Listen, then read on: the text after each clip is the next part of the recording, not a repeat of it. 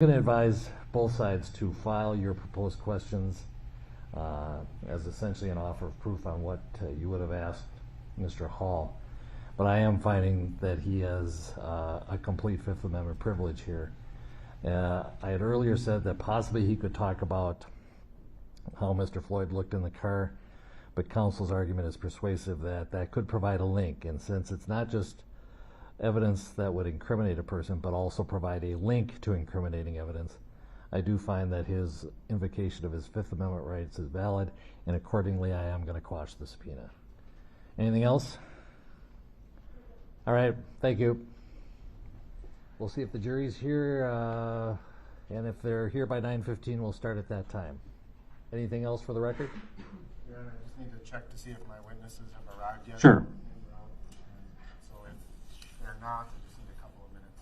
Absolutely. Just let Mr. Schaefer know, and but we'll shoot for 9:15 to reconvene, subject to your witnesses being here. All right, thank you all.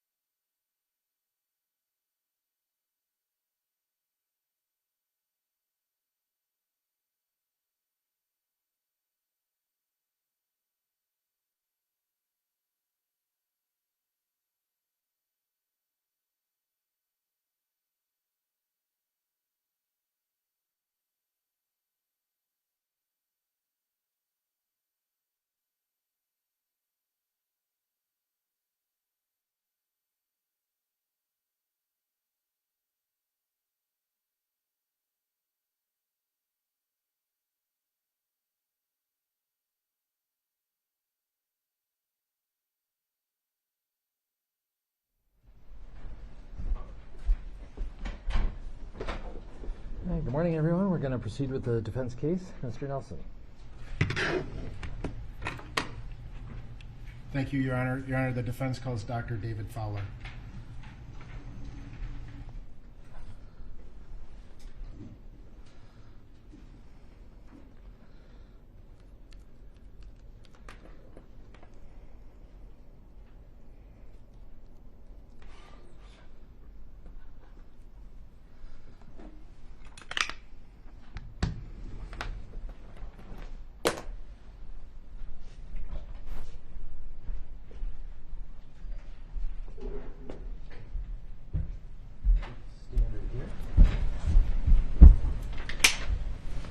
Raise your right hand. Do you swear or affirm under penalty of perjury that the testimony you're about to give will be the truth and nothing but the truth? I do. You can have a seat, please. Thank you very much. I think we need a fresh stylus for you, just in case. Thank you so much. Let's begin by having you state your full name, spelling each of your names. My full name is David Richard Fowler. David, D-A-V-I-D, Richard, R-I-C-H-A-R-D, Fowler, F-O-W-L-E-R. Mr. Nelson. Thank you very much. Dr. Fowler, are you presently employed? I am retired. Okay. Could you tell the jury a little bit about what you did prior to your retirement? Prior to my retirement, I have been full-time in forensic pathology since about 1986, which is when I first started training in that discipline. And I have been full-time within that discipline for 30 some years, whatever that number is. Where did you work prior to retirement? I worked at the Office of the Chief Medical Examiner for the state of Maryland. Do you have any other employment either before your retirement or subsequent to your retirement? Yes, I would do the occasional consultation case during the time prior to my retirement, and I have done some since my retirement. Could you tell us a little bit about your education and background? Certainly. I graduated from the University of Cape Town in South Africa in 1983. I did a year of internship in general medicine and general surgery. That's required in South Africa before you can get a medical license. I then followed that with a year of training in pediatric pathology at the Red Cross Children's Hospital in Cape Town.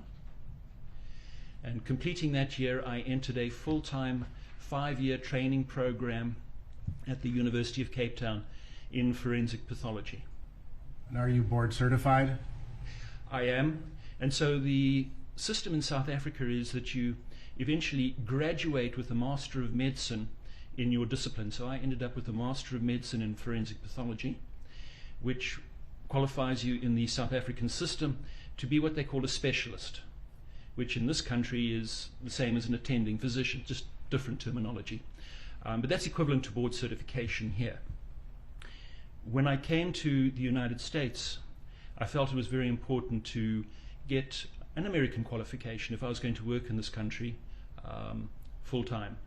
And so I went back, and the American Board of Pathology demands that all pathology training is done in the United States or Canada. So, if I wanted to do that and be eligible for their examination process, I had to then go back and retrain. So I went to the University of Maryland for 2 years to complete additional anatomic pathology training to qualify me for that portion of the examination process, and then 2 years of forensic pathology training at the Office of the Chief Medical Examiner. I then took my board examinations through the American Board of Pathology in anatomic and forensic pathology, and passed those exams. Great. So how did your career progress after you received all of that education? So at about the time that I finished my training, I was recruited full-time into the Office of the Chief Medical Examiner as an assistant medical examiner. And that What year was that? I would have to look at my CV to be absolutely certain, 95 or 96, Okay. somewhere in that range. Are you a licensed physician in the United States? Yes, I am. Now, you were educated in large part in South Africa, but then also here in the United States. Are there some differences between the degrees, or are they the same? They're different letters after your name. But so if you go through the system which is derived from the old British examination process, you end up with a MB, CHB, and some of them have different letters, which basically mean you have 2 bachelor's degrees, a Bachelor of Medicine and a Bachelor of Surgery. And it's a 6-year training program, not a 4-year training program like you have in the United States. Just different ways of getting to the same end point. If you want to work as a physician in the United States, you have to go through a process which when I went through it was run by the Educational Commission for Foreign Medical Graduates. And they make an assessment as to whether or not the university that you went to meets the appropriate standards. And these are all universities that are approved by the World Health Organization as meeting certain standards. Once you've been approved and your university is recognized, then you have to go through a set of board examinations which are very similar to all US graduates graduating from a US university. So nowadays they are known as the USMLE examinations. So we go through exactly the same process for evaluation. And then you can be, you can apply for a medical license in the United States based on that process. Okay. Thank you for explaining that. And in terms of, just to clarify, you are a licensed physician? Yes, I am. All right. And you have board certifications in forensic pathology and anatomic pathology, that's correct? Yes, I do.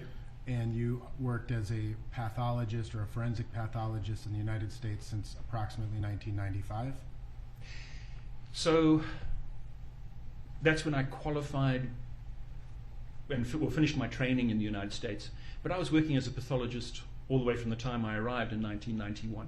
So I've had uninterrupted work within pathology all the way from 1990, when I started my training in pediatric pathology at the Red Cross Children's Hospital, which was probably back in 1985. But some of that is training, so the question is whether you want to count that as being a pathologist or just a trainee pathologist. Okay. What is a pathologist? How would you describe that to the jury? Typically, the pathologist that most people will come across, will not come across, because they work in the laboratory in a hospital. And they are the individuals who will run the laboratories, and those laboratories are the ones that take the samples which are taken from individuals during treatment by the surgeons and other clinicians, physicians, and do the analysis on those. So blood specimens, urine specimens, and then any biopsies or surgical specimens that are removed from an individual are analyzed in the laboratory by a pathologist. And that is the anatomic pathology training, as well as some of that is clinical pathology. Okay. Can you tell the jury a little bit about your work with the Maryland Medical Examiner's Office? Yes. So, having finished my training in forensic pathology, I was recruited, became an assistant medical examiner, did that for several years, and then was offered the position of deputy chief medical examiner. And in Maryland they have 2 deputies, one which is in charge of autopsy services and one which is in charge of statewide services. So the one in charge of autopsy services focuses most of their work on supervising the autopsy process and the staff that are doing that, as well as continuing to do autopsies themselves. Statewide services is the individual who then looks at the investigations which are going on statewide. And so this is a big jurisdiction here in Minneapolis, but Maryland, the population served by the medical examiner's office is about 6 million people. It's the entire state out of one office. And so we have a lot of investigators out in the counties doing work, and the coordination and supervision of that falls to the deputy chief for statewide services. So having been the deputy chief for autopsy services for several years, The chief medical examiner asked me then to take over statewide services, which I did for several years. I was in that position when he suddenly passed away, so the health department asked me to act as the interim or acting chief medical examiner until they could find somebody to take the position permanently. And how long did you act as the chief medical examiner? So I was acting chief medical examiner for about a year, and after a national search, the health department appointed me into the position as chief medical examiner. So I believe that was 2002, 2003, about 2003 if I remember correctly. Okay. And you served in that capacity until your retirement? Yes, it was about 17 years in that position. So what type of work is done at the medical examiner's office? I mean, you've explained kind of the differences in the statewide versus the autopsies. So the difference between what's done in the hospital and what's done at a medical examiner's office is, in the hospital, the pathologists are looking largely at natural disease. There will be some traumatic specimens come from trauma patients, but most of what they're doing is looking at natural disease. The forensic pathologist is an individual who's gone on to do that additional training in wound patterns and other non-natural events that threaten life and cause death.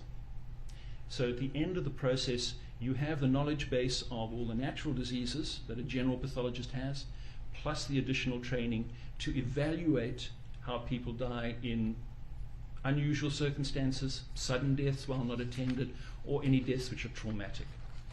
So that's the additional training. That portion is what's done at a medical examiner's office, are these sudden, unexpected deaths. And so the best way of thinking of a medical examiner's office is a 24-hour emergency medical institution. People die all the time. It's got to be available 24 hours. All of these deaths, you need to respond to them rapidly and appropriately and in a dignified way. So it's a 24-hour emergency medical institution with the one responsibility at the end of the day of making a determination of the cause of death of the individual that has suddenly died. In addition to your work at the medical examiner's office, did you also do some teaching? Yes. Where? So I've taught at the University of Maryland. I'm a professor in both pediatrics and pathology at that particular institution. I've taught at the Johns Hopkins Hospital. I've taught at multiple hospitals in the Maryland, D.C. area. I've taught at the FBI Academy. I've been invited as a guest lecturer and or visiting professor at multiple universities internationally. Okay. In terms of your work as the chief pathologist, did you also train other forensic pathologists? Yes. So for a portion of my career, while I was an assistant medical examiner, I was directly responsible for training the forensic pathologists. In other words, when a forensic pathologist trainee, what we would call a fellow, is doing a case, I would be directly supervising everything that they did on that case. And it would be my responsibility to ensure that that case was done correctly. And so it's almost like an apprenticeship, and they are standing, they're going to do the case, but you're going to be watching carefully and evaluating every single part of that process as they gradually grow through that learning curve to become a forensic pathologist. So for a while I was hands-on actually teaching at the autopsy table. When I became deputy chief, I continued to do that, but one of the roles that was assigned to me was the residency director position for the office. And so that is the position where you supervise the residency program and how that program is accredited and evaluated by an outside agency, so you have to make sure that all of those requirements are done. So that's just an additional layer on top of that. So were you responsible for recruiting the residents and things of that nature? Recruiting, evaluating, bringing them in, and then obviously training, evaluating. And at the end of the process, each of those fellows, before they can take the board exam in forensic pathology, require that the institution complete a declaration that they have met the standards in order to practice. and that is before they can take the exam. So they are constantly evaluated daily, quarterly, and then at the end of the year to ensure that they have met the standards that we can attest to, so they are then qualified to take the examination through the American Board of Pathology. And you've testified in cases before? Yes. State and federal? Yes. Civil and criminal? Yes. Can you estimate how many times you've testified in cases over the course of your career? Gosh, over the 30-some years, it's hundreds and hundreds and hundreds of times. Now, have you ever published any articles or peer-reviewed journal type information? Both publications and presentations I've been involved. Publications, it has to be closing in on 100, but I haven't looked at my CV and counted them recently. Okay. At the Office of the Chief Medical Examiners, do you review every homicide? That was the policy, that the chief would get to review all homicides, all pediatric cases that were under the age of about 2 years, and then any case which the medical examiner could not determine the cause of death. Okay. And how many homicides did you review? Typically, the number of homicides in Maryland each year would vary between 500 and 600. So that would be the homicides alone. And then the other cases that added on to that would add an additional load of perhaps 50 to 100 cases. So in this capacity, in this case, are you associated with an organization called the Forensics Panel? Yes. Can you just generally describe what the Forensics Panel is? The Forensic Panel is a national organization that not evaluates, but it looks at cases and does evaluations on cases in the forensic sciences, the medical sciences, and the behavioral sciences. So it's a forensic science organization that looks at those particular issues. What is your role with the Forensics Panel? I am a forensic pathology consultant. In terms of the Forensics Panel, what's unique about how that organization operates? So the Forensic Panel really started the process of peer review evaluations in order to ensure that the case was diligently evaluated, objectively evaluated, and was based in the known science. So that's the first thing, and it's peer review, and that has evolved over time.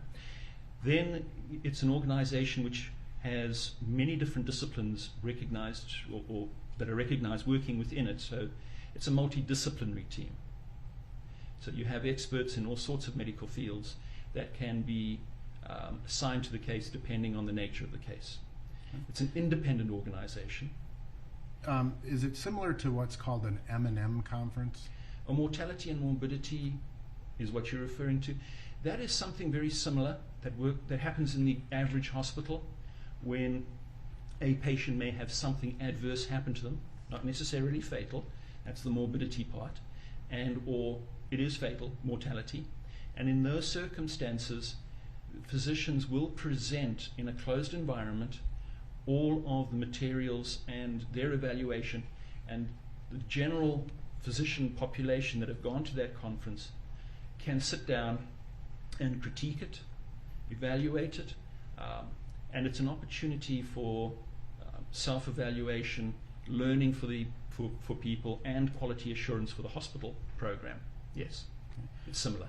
How did you end up working within the Forensic Panel, and when?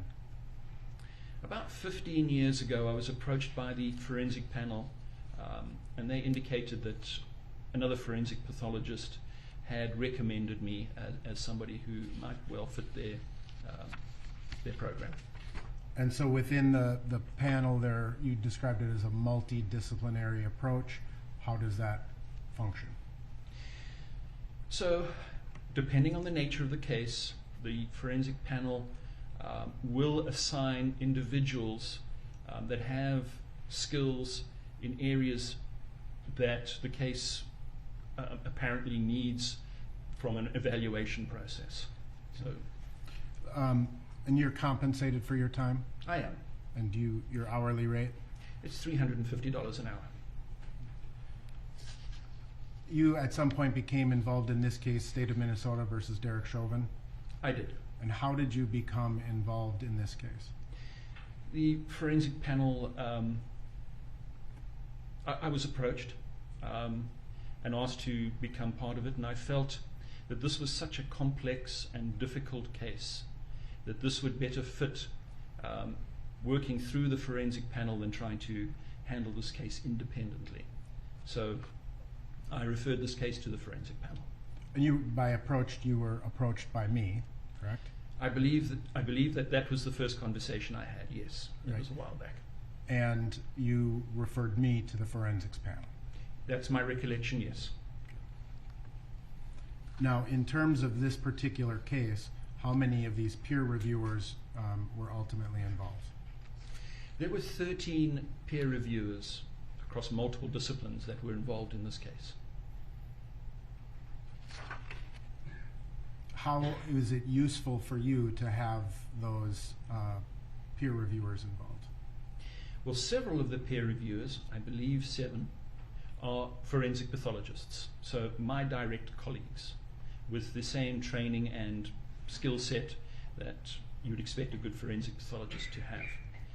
There were additional individuals in behavioral health, pulmonary pulmonologists, emergency room physicians, toxicologists that were present as part of the evaluation team because they have the detailed knowledge in those other areas that really helps critique any opinions that I may form and provide their expertise in ensuring that everything was looked at and that any opinion that is expressed is based in science. What's the process that you apply in approaching a case such as this? So the primary reviewer in a case like that will be provided all of the available information that has been given to the forensic panel. They will go through that material, study it, evaluate it, and then the peer reviewers are given a similar but sometimes slightly less onerous package of materials, but they are given similar materials. They will go through it, and then I would, in this case, as I did in this case, I've been a review pathologist on several, and in this case I was the primary. I will do a presentation to the forensic panel, and during that time they have the opportunity to evaluate and critique my opinion. Based on that, if there's additional information that is necessary in order to help refine the opinions, that request can go back to the forensic panel and through to whichever attorney, whether it be a prosecutor or a defense attorney, a plaintiff's attorney, or a defense attorney. Requests for the appropriate additional information can be made, and if that information is available, sent back so we can complete and try and ensure that we haven't missed anything. So there may be several reviews along the way, and then at some point, if the Objection, Your Honor, to the narrative nature of the response, and could we, Your Honor, approach the bench? Saber.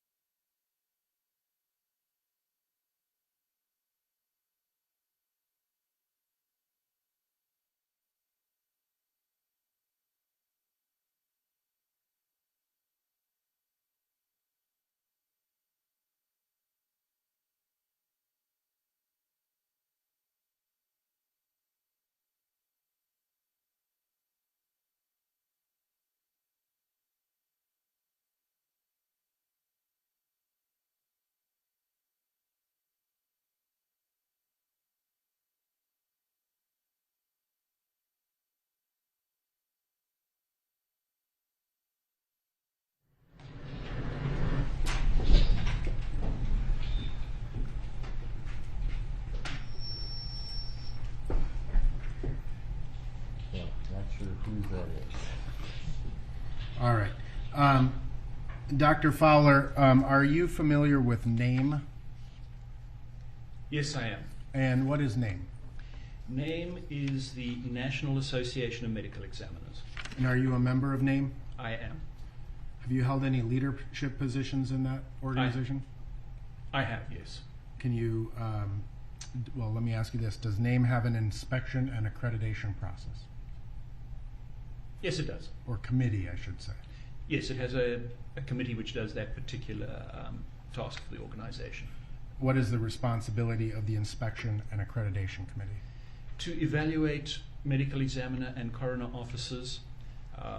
It's a voluntary program, and basically it means that the medical examiner's office, once they've passed that evaluation and been accredited, have met certain standards that the National Association of Medical Examiners Board of Directors believe are appropriate for the office to have in order to ensure the safety of both the staff that work in the office and also the community that they serve. Are you a member of that committee? I am now, and I was a previous chairman of that committee. Does NAME have a standards committee? It does. Right now they are two separate committees. And Previously they were both inspection and standards were under one committee. At the time I was the chairperson of that. I'd have chaired the And entire, but it's now been separated off into two separate ones. Gotcha. How are the standards approved? So the standards are different. As I said, the accreditation checklist is approved by the board of directors. The standards are a grassroots process where any member of NAME can suggest a standard. That is then put out to the general population of members of NAME, and then those are discussed and voted on at the annual general meeting in the business meeting. And so therefore anybody out of the hundreds of pathologists that are present at that meeting can stand up and address and debate those particular standards, and then at some point a vote is called by the chairman of the standards committee as to whether or not that standard would be included or not. And so therefore it's approved by the general membership, not by the board of directors. And one last question before we move on. When were those standards approved? The initial standards started out in 2005, and then they get updated on a regular basis because medical knowledge changes, and therefore one needs to keep them appropriate and fresh. Can you tell me generally what a death investigation is and what it involves? Yes, a death investigation is very much like any other medical examination, but specifically looking at individuals obviously who have died. So there is gathering of information from the scene of the death, and that is somewhat to replace the information that a patient would give to their doctor. When you walk into the examination room, your doctor, the first question they'll ask you is, why are you here today? Well, deceased people can't speak. And so therefore the scene information really replaces some of that information. You gather the scene information, you gather past medical records, you then start gathering information from all sorts of pertinent sources. That will be the ambulance or EMT run sheets, the hospital information if the person made it to the hospital, the current medical information, the past medical information. There will be witness statements, there will be police records, videos, everything that is available and pertinent will usually be gathered as part of that process. Would it also include things like specimens that are collected? Yes, so if a specimen is taken in the hospital, that will be taken. If clothing is available in the hospital and removed from the person during resuscitation, that may well be gathered as well. You know, all and everything that is reasonably available that could potentially define how the case may be evaluated at the end will be gathered as is reasonable. So yes, hospital specimens. If the person, for instance, went into surgery and a specimen was removed from them during the surgical procedure to try and save their life, that would also be requested. So there's lots of things that you would try and get. And is there then, ultimately it results in a death certificate? Well, there's a long process which goes on before that. How long does that process take? So, you know, the process would include an autopsy, which is an external examination of the person, an internal examination of the person, maybe x-rays of the person, CT scans of the person, depending on the resources and needs of the case. Additional specimens will be taken at the time of autopsy to look at under the microscope and or send off to a toxicology laboratory. And I'm talking very generally. Every case is going to be different. At the end of that process, you begin the evaluation of the case. In complex cases, certain specimens will be retained and often sent to an expert in that particular area. So some officers have access to a neuropathologist who specializes in looking at brains and spinal cords. So if you have that resource, and it's a case where that really may well assist in getting the additional detail that a specialist who only looks at that can provide, then you'll save that specimen and have them look at it in conjunction with you. So it's usually an examination of the two with that extra expertise at the same time. Are there other factors or other processes that occur? Yes, and you know, some officers have access to cardiac pathologists. The Maryland office does, and so in many of these complex cases, the heart would be retained and examined by a cardiac pathologist. And you have in fairness, a general forensic pathologist has a substantial body of knowledge and is very good at identifying most things, but there are cases when somebody who only looks at that one organ is going to have a better eye for detail in that particular area. And so you can do that. Not all officers have access to those resources, but if you have, that's a good thing. So those all add time to waiting for those examinations to be done and the results to be sent back so they can be put into the evaluation matrix and the jigsaw puzzle of all of the information that you're trying to include, as well as the toxicology results, which take a while to come back, the microscopic examination, which the pathologist will do themselves. It takes a while for the glass slides. So some cases can take 2 to 3 months. And NAME actually has a requirement that you should complete 90% of your cases within 90 days. Otherwise, you cannot be accredited. They prefer you to do it within 60 days, but 90% of cases should be completed within 90 days. And that's 3 months.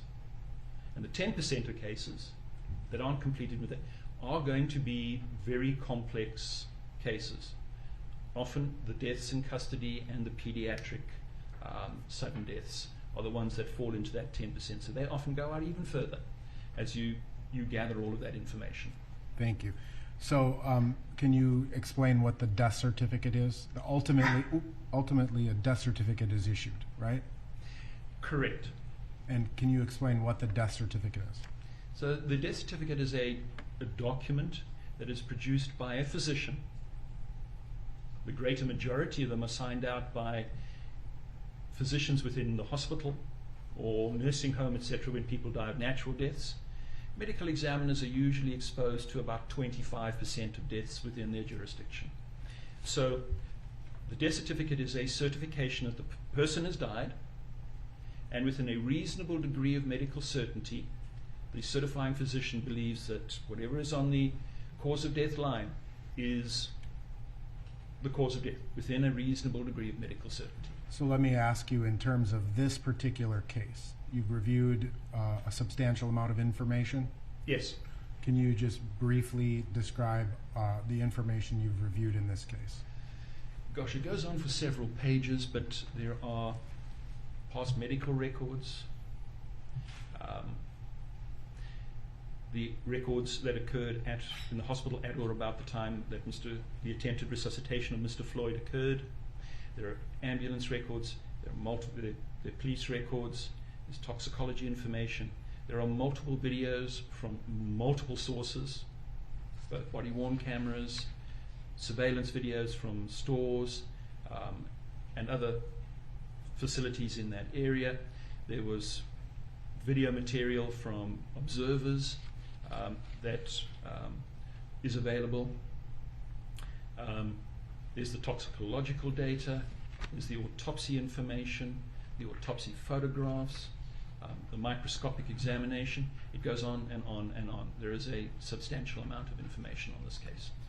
And before we kind of get back to the death certificate in this particular case, upon your review and based upon your training and education, your experience as a forensic pathologist, have you formed opinions in this case to a reasonable degree of medical certainty? Yes. We'll come back to those shortly. So in terms of the death certificate, are there two parts to that? Yes. And can you explain those two parts? So the first part is what the physician believes to be the cause of death. So that is something that you will put, what we call part one. That's what the CDC refers to it. The death certification process is one which is controlled and governed by the CDC, although each state will have a slightly different format to their death certificate and the way they do things. The guidelines that are put out there by the CDC for completion of death certification are certainly ones that are national. So what's the first part of the death certification according to the CDC? Well, the first part is the primary cause of death. Right. And what's the second part per the CDC? Other significant conditions contributing to death, but not directly related to what's in part one. Now, I am going to like to show Exhibit 193, which is already in evidence. You see that in front of you and ask to publish.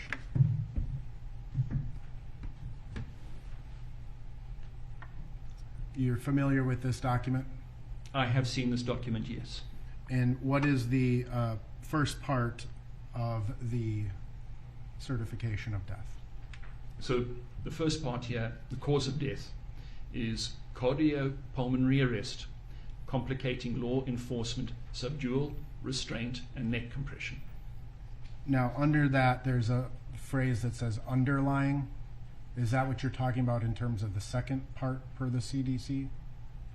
No, the way the CDC normally phrases it is you can break it out into multiple lines. So it could be cardiac arrhythmia due to such and such, due to such and such. And so that's where the underlying conditions come into the death certificate. At least, when you look at the CDC guidelines and the death certificates that I'm used to completing. The second part that I refer to as part two on this death certificate is called other contributing conditions. And what are the other contributing conditions that you review here? And so on this particular death certificate, the certification says that atherosclerotic and hypertensive heart disease, fentanyl intoxication, and recent methamphetamine use are considered contributing conditions. So this was prepared by Dr. Baker, correct?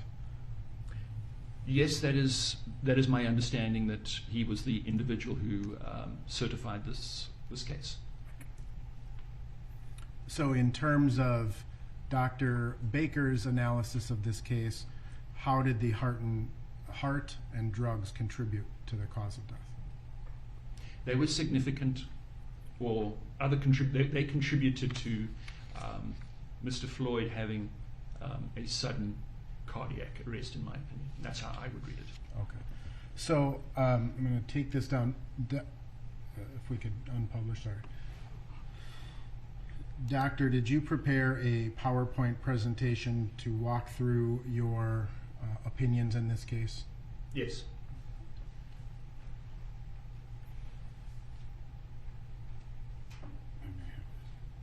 Judge, I've identified this as demonstrative exhibit 1098, and I'd move to publish.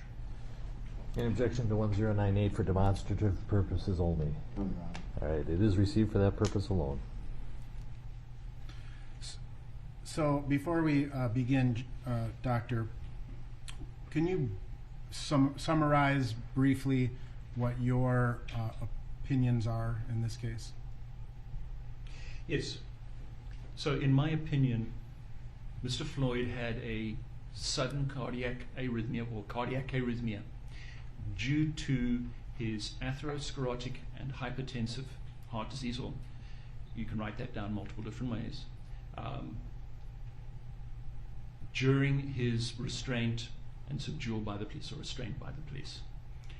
And then his significant contributory conditions would be, since I've already put the heart disease in part 1, he would have the toxicology, the fentanyl and methamphetamine. There is exposure to a vehicle exhaust, so potentially carbon monoxide poisoning, or at least an effect from increased carbon monoxide in his bloodstream, and paraganglionoma, or the other natural disease process that he has. So all of those combined to cause Mr. Floyd's death. All right. So let's walk through each of these, if we could. Starting with the opinions of Dr. Baker as far as the cardiopulmonary arrest. Before we do that, if we could publish the exhibit, Your Honor.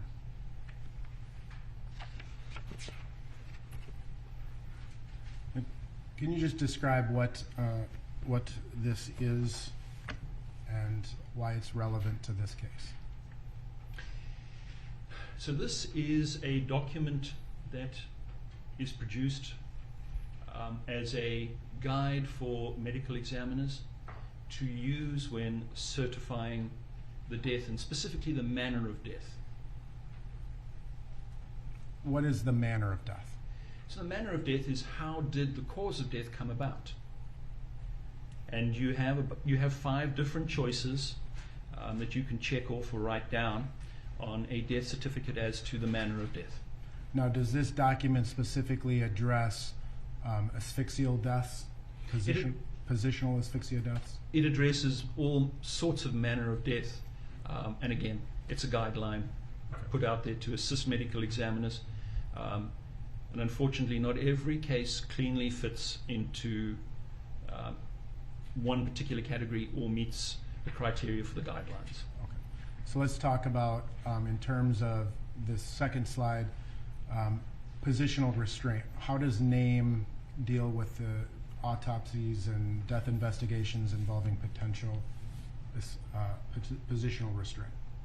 So the recommendation is that, or it's not a recommendation, they say you may be classified as a homicide. Okay. It doesn't say shall or should. It says may be classified as a homicide. Again, we have to recognize that these are medical guidelines. And it then goes on, and everybody, I think, can actually easily read that. Okay. If you want to go back one, and in such cases there may not be intent to kill, but the death death results from one or more intentional, volitional, potentially harmful acts directed at the decedent, without consent, of course. Further, there is some value to the homicide classification towards reducing the public perception that a cover-up is being perpetrated by the Death Investigation Agency. Now, in terms of the 5 manners of death that you described, again, we've heard testimony, or the jury has heard testimony from other experts who've testified. There's homicide as one, suicide. Can you describe the others? So homicide, suicide, accident, natural, and then undetermined. So this next slide, can you describe what undetermined means according to the guidelines? So according to the guidelines, Undetermined, or the other term on some death certificates is could not be determined, is a classification that's used when the information pointing to one manner of death is no more compelling than one or more other competing manners of death, in thorough consideration of all available information. And the guidelines also define homicide? Yes.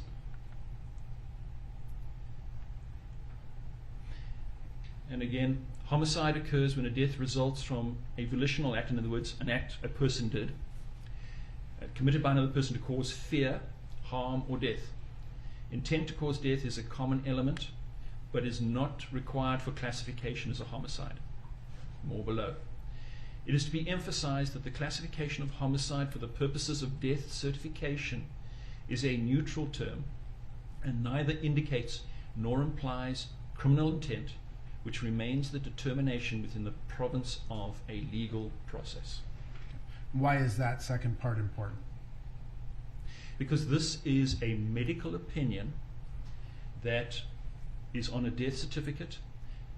The manners of death are unique, or virtually unique, to the United States of America. These were put on the death certificate by the Center for Disease Control in order to gather information as to how Americans died or die for epidemiological purposes and to study and try and prevent deaths. They are not meant to usurp any kind of legal process. And in fact, in many circumstances, regardless of what the medical examiner puts on a death certificate in the way of a manner, the legal system can and will act in a completely independent and different format. Okay. Now, again, we discussed a little bit about the CDC death certificates, the instructions. Is this the guideline by the CDC? Yes. And it is to enter all diseases or conditions contributing to the death that were not reported in the chain of events? In part one, in the first part, yes. Now, back to, and if we could take this down for a moment, Your Honor. So with respect to Dr. Baker's autopsy, I just want to talk a little bit about the cardiopulmonary arrest that he references. What are the findings that were relevant to your analysis in this particular case? There are substantial pertinent negatives in this particular case that drove my opinion. Okay. What about the size of the heart? So there are, again, certain pertinent positive issues. Mr. Floyd's heart was enlarged. There are multiple methods and studies that have been done on the size of the heart in the United States. There's one study out of the medical examiner's office in San Antonio, Dr. Molina and DeMaio, where they took a series of individuals who died suddenly with trauma and hopefully eliminated, as part of that process, natural disease that might have caused alterations in the heart size. Excuse me, doctor, did you prepare a slide relevant to this, and if we could publish Yes, I it? did. Okay. So the Molina study you were referencing? Right. So in their study, they found that 95% of males had a heart weight of between 233 and 383 grams. Anybody outside of those limits, and you would expect about 2.5% to be lower and 2.5% to be higher. That's the 95% certainty on either side of the mean. And so that is what they proposed as being the reference range for adult males. Now, how about the Mayo study? So the Mayo study is one where you can go in and calculate the weight based on the size of the individual, which is potentially more accurate, because you don't really want to take 130-pound, 5'5" male and say, and plug them into a particular range. You'd expect their heart to be smaller, as most of their organs would be smaller. And Mr. Floyd was a very tall, robust-looking individual. So I would expect him to have a larger heart. And so the type of study, such as the Mayo study, where they put in the sex of the individual, male, the height and the weight, and then come out with, as part of that calculation, accounting for that, the 95th inclusion rate would top out at 510 grams in this circumstance. So Mr. Floyd's heart weight at 540 is outside this range. I will tell you there are multiple studies. There's another one out of Chicago and Northwestern University, which has even broader range and would indicate that Mr. Floyd was within the 95 centile, but still right up at the very top end of normal. Bottom line is he has an enlarged heart. Okay, if we could unpublish this, Your Honor.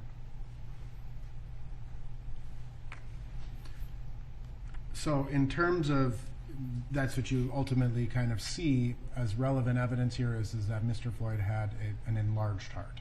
Yes. How does the size of the heart affect the blood supply, nutrients, oxygen, things of that nature? The heart is a muscle, and it's dependent on the supply of oxygen, glucose, and other important nutrients to function.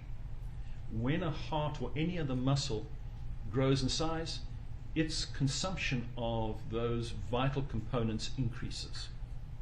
So Mr. Floyd's heart would have twice the need of those nutrients compared to a 260 gram heart or 270 gram heart, which would be halfway. It would be right in the middle of the Molina study criteria, because there's just twice as much heart muscle to support, and each of those cells is bigger and requires more oxygen. So it's kind of like the law of supply and demand, right? Correct. All right. What happens to a person when they experience like a lack of supply, so to speak? So like every other organ, the heart has certain reserves of energy built in. The typical amount of reserve in our brains is enough for us to maintain consciousness for about 10 to 15 seconds. And that is the organ which is most sensitive to constant supply. The heart or the brain? No, the brain. The heart is the next. But like other organs, it will be able to maintain function even when the supply is reduced or even completely cut off. But at some point, you do have to resupply, because those reserves are, when the heart is being exerted, are being used. And you either have to completely replace them, or if you only partially replace them, at some point, you're going to exhaust the reserves. So how do we replenish the supply, so to speak? The replenishment comes through the coronary arteries, and they bring blood into the heart. As that blood arrives, it delivers oxygen and other nutrients, and it also removes the byproducts of the metabolism of those heart muscles as they contract. So what type of symptoms might someone who show if they are diminished in their supply? So at some point, there are a variety of symptoms that can result. You can feel your heart racing. You may even get palpitations. You get potentially short of breath. And in some circumstances, you may start getting chest pain, what we refer to as angina. And it can get even worse than that. You can have sudden symptoms such as a collapse without any warning, but there's a spectrum of different symptoms that can occur. So when the supply isn't being met, what would a person customarily do to replenish the supply? Well, when one becomes short of breath, you tend to relax, ease up, back off, stop walking, stop running, stop exercising until such time as you feel like you you've got your heart rate down. Some people monitor their heart while they're exercising to ensure they don't go over certain limits. So there are different ways of doing it. But typically, if you experience symptoms, it's your body telling you, slow down. And what happens if someone doesn't do that? If you don't, and you don't heed those warnings, or you can't heed those warnings for other circumstances, the consumption of those those essential metabolites goes on. The production of the products of contraction, which need to be removed, continues to increase, and at some point the heart will fail, go have a sudden cardiac arrest / arrhythmia. That's what you expect to see. So, I mean, within the field of forensic pathology, what would you call the stopping of the heart? We typically call it sudden cardiac arrest or cardiac arrhythmia. What's the difference between sudden cardiac arrest and arrhythmia? A sudden cardiac arrest really is an observational situation. You observe the person suddenly stop functioning. And usually the background process is an arrhythmia of some sort. Okay. Often starting out as a relatively benign arrhythmia and then progressing into a more malignant arrhythmia, which then decreases the function of the heart and eventually the heart fails. Okay. So what types of things might cause a heart to be bigger like Mr. Floyd's? The commonest one in the United States, which is part of the developing world, is hypertension, what we would call essential hypertension. It just happens. And based on what you reviewed, did you determine whether Mr. Floyd had hypertension? The size of the heart would be extremely good evidence that he had hypertension. Secondly, there are medical records that I did see where he had an elevated blood pressure at previous hospital administrations or previous clinical interactions. So yes, there's evidence that he had that. And then there was something else found at autopsy, a tumor that is sometimes associated with hypertension as well in certain people. That's a paraganglioma? Paraganglionoma, yes. Anoma, sorry. We will talk about that a little bit later. So just kind of generally, can you describe the major blood vessels of the heart? Yes.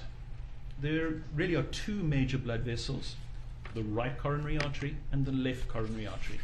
The left coronary artery, within a very short distance of coming off the aorta, divides into two major arteries, the left anterior descending and the left circumflex. So some people call it 3 coronary arteries, but technically there are 2 with one dividing into 2. Neither description would be incorrect. And what is narrowing or stenosis of the arteries? So narrowing or stenosis of the arteries means that the arteries, the lumen, the inside diameter of that artery is smaller than it should be. It has been narrowed by a disease process. Okay. How does long-term drug use affect narrowing of the arteries? There are certain drugs that do cause advanced or more rapidly advancing atherosclerosis. Not just drugs, but many substances and toxins, even smoking, for instance, is associated with earlier atherosclerosis. And certain drugs and other drugs, substances, can be added onto that particular dose. So even urban pollution has a risk of advancing heart disease. What specific drugs? Well, in this particular case, methamphetamine, which was present in Mr. Floyd, has been associated with earlier onset of narrowing of the coronary arteries by atherosclerosis. And can you describe the difference between proximal and distal narrowing of the arteries? Right. So the narrowing can occur anywhere up and down the artery. When it occurs close to its origin, i.e. close to the aorta where the blood supply comes from, we will call that proximal. If it occurs far down the artery towards the end of the artery or further down the artery, it's called distal. The implications are somewhat different, And if you have narrowing close to the beginning of the artery, anything downstream from that narrowing is subject to decreased supply of blood. If you have it further down in distal, then the first part and all the branches that come off the first part are supplying that heart, and that part of the heart will still receive enough supply. It's not restricted. But once you get to beyond the narrowing, any tissue, heart tissue, muscle, downstream from that is going to be subjected to a reduced supply. Okay. And so in this particular case, he had significant narrowing of all of his coronary arteries close to their origin, which really is consistent with all of his heart, unfortunately, being subjected to reduced supply, not just a portion of his heart, but the entire heart. Is there a certain amount of narrowing that forensic pathologists consider to be enough to cause sudden death? So the typical conventional number that forensic pathologists use is between 70 and 75% narrowing is a risk factor for sudden cardiac death. Can you survive with greater than 75% narrowing? Oh, absolutely. I have seen many, many cases where it can be 90, 95%. Again, it depends where on the artery it is. So a proximal narrowing is more dangerous than a distal narrowing because only part of the heart. And in this particular case, we know Mr. Floyd had 90% narrowing, so he was walking around with 90% stenosis beyond the 75, and that was not affecting him as part of his daily activities. So when he was at rest, walking around, doing his normal daily activities, I know of no information that he was symptomatic or having any problems. So yes, you can go beyond 75%. That's why cardiologists may conclude you could survive with greater than 75%? Yes, so I think the difference is that medical examiners see people who've died with 75%, and cardiologists see people who are walking around with 90%. So they see the live population, we see the dead population. And so we probably end up with different standards based on, unfortunately, that's what we see. So in terms of an autopsy finding, can you describe what myocyte necrosis is and whether that's necessary to diagnose a sudden cardiac death? So myocyte necrosis is both something you can you have to visualize it microscopically. You have to look at the individual heart cell. The myocyte is just a word which is heart cell. You can infer that there may be myocyte necrosis at autopsy if you see bleeding into the heart itself. But it is a microscopic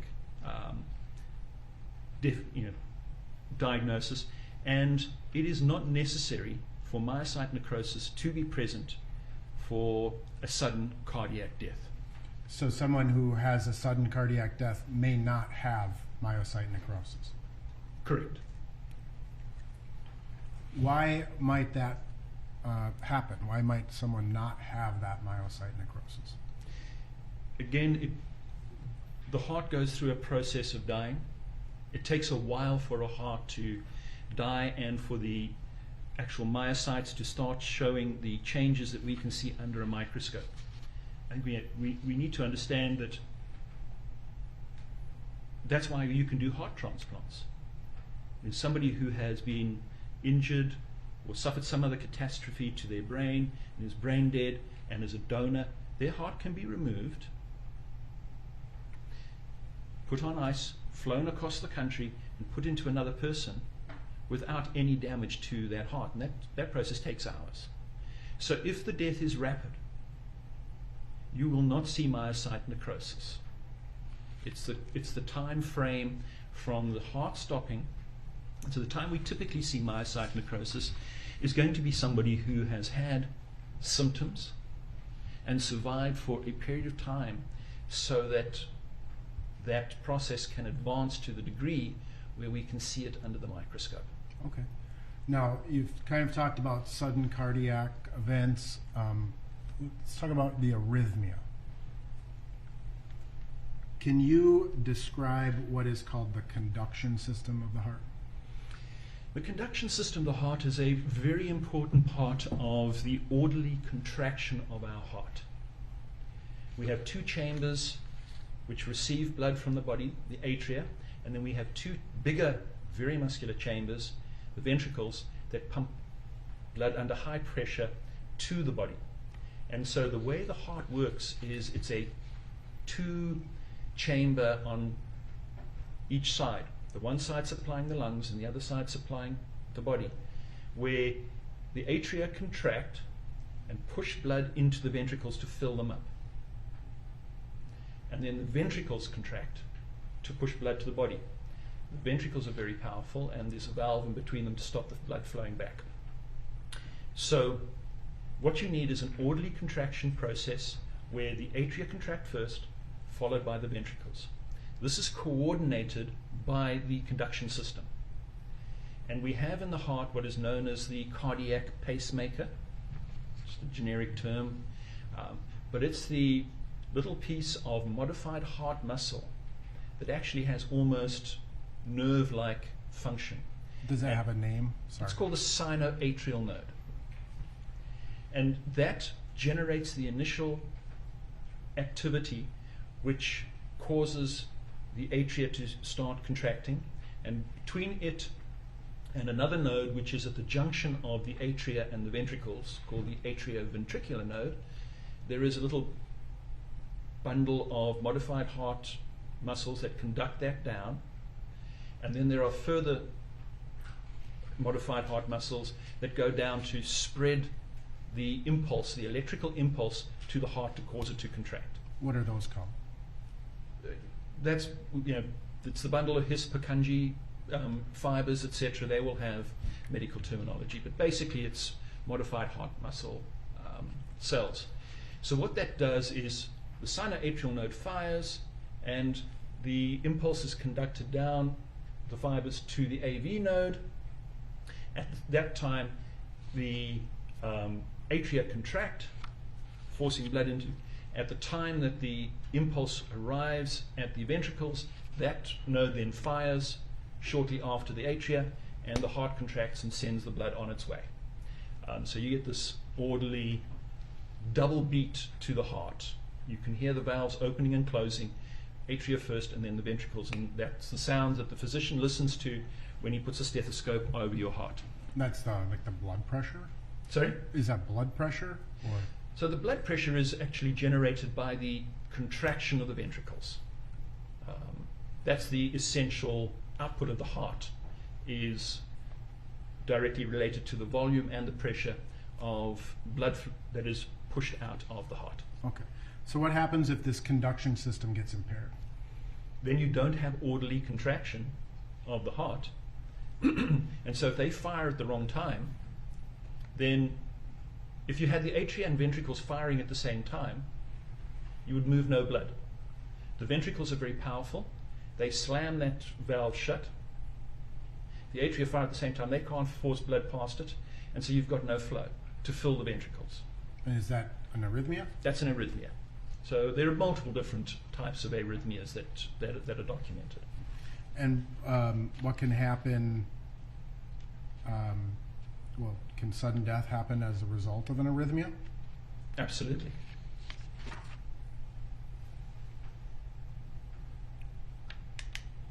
So which artery supplies that pacemaker, the SA node that you described?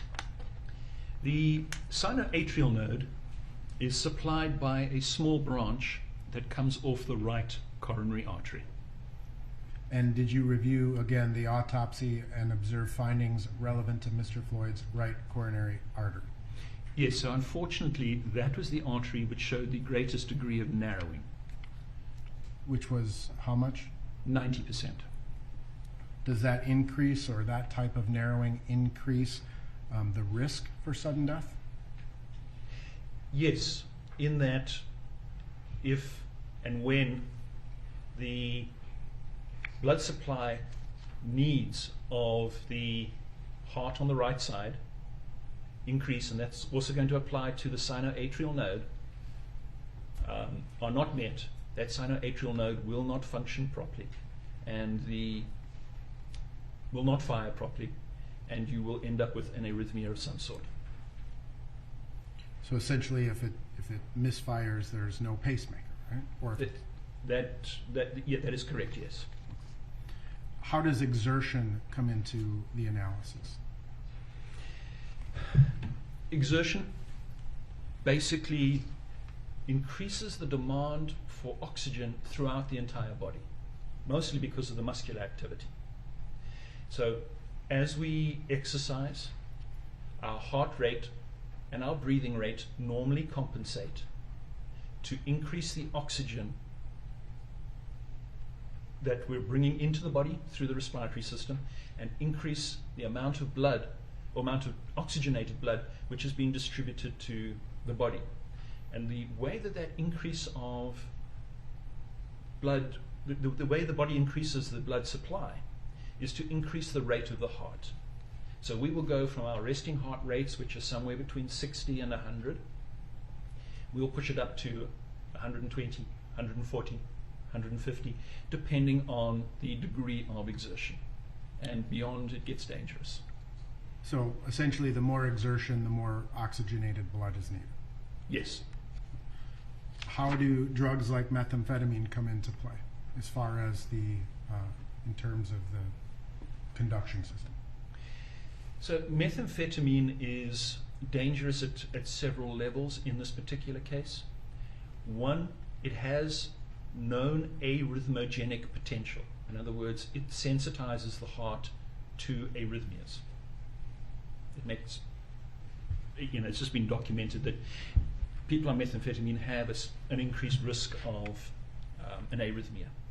Secondly, it increases the rate that the heart beats at. As a stimulant, it pushes the heartbeat rate up.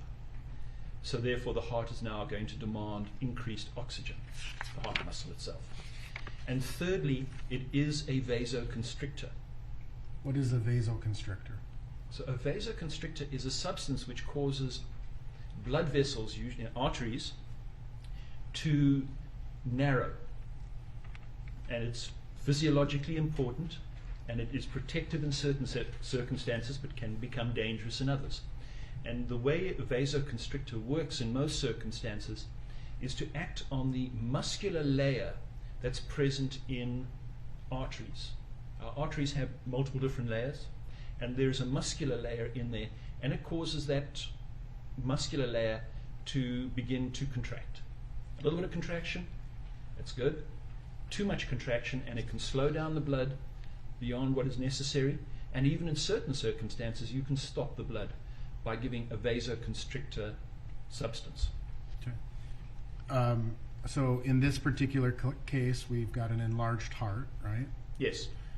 We have a heart that has narrowed coronary arteries, right? Yes.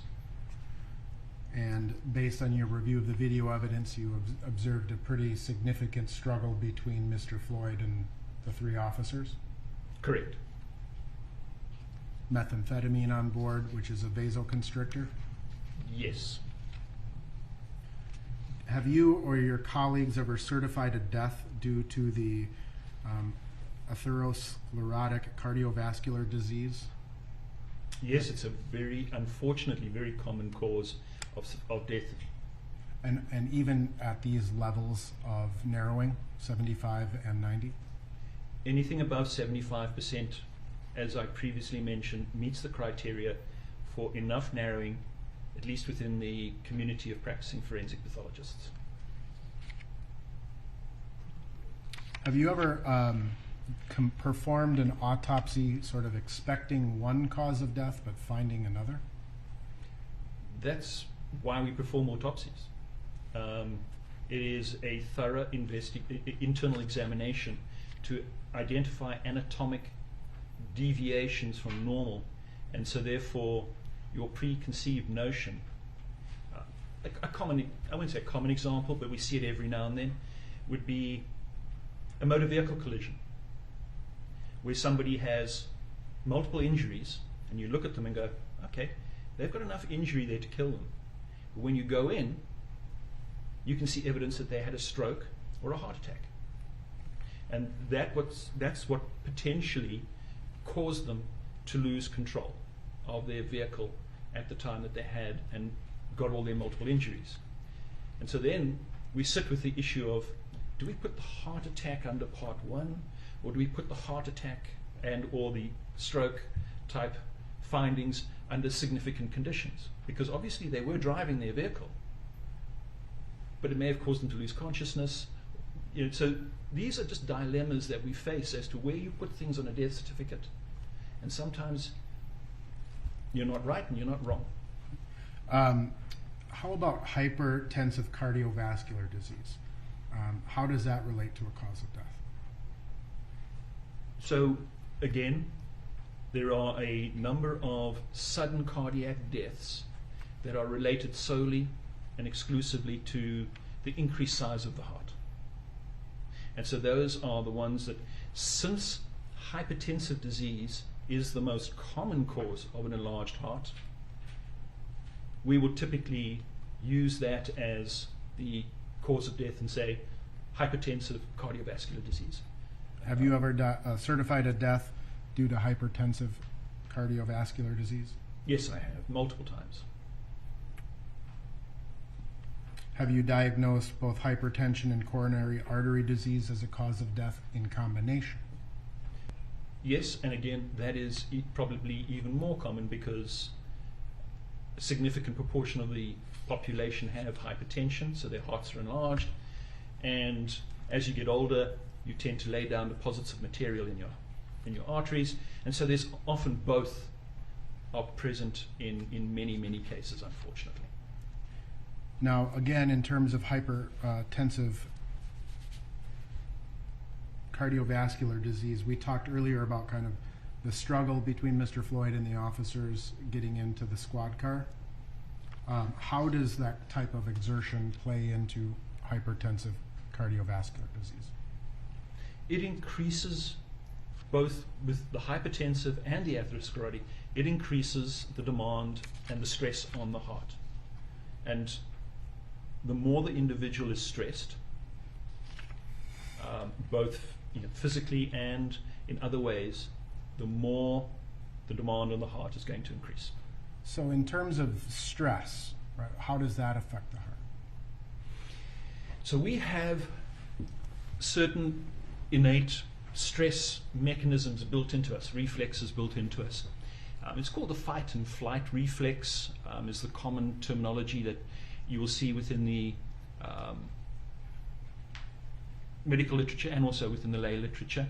And this is a mechanism where if you are in a stressful situation, it prepares your body to be able to cope with the stressful situation. And what happens generally is the sympathetic part of your nervous system begins to act. That causes secretion of adrenaline as one of the examples, and perhaps other catecholamines, which are substances that are part of that sympathetic nervous system. And adrenaline causes some of your blood vessels to constrict. It's another potent vasoconstrictor.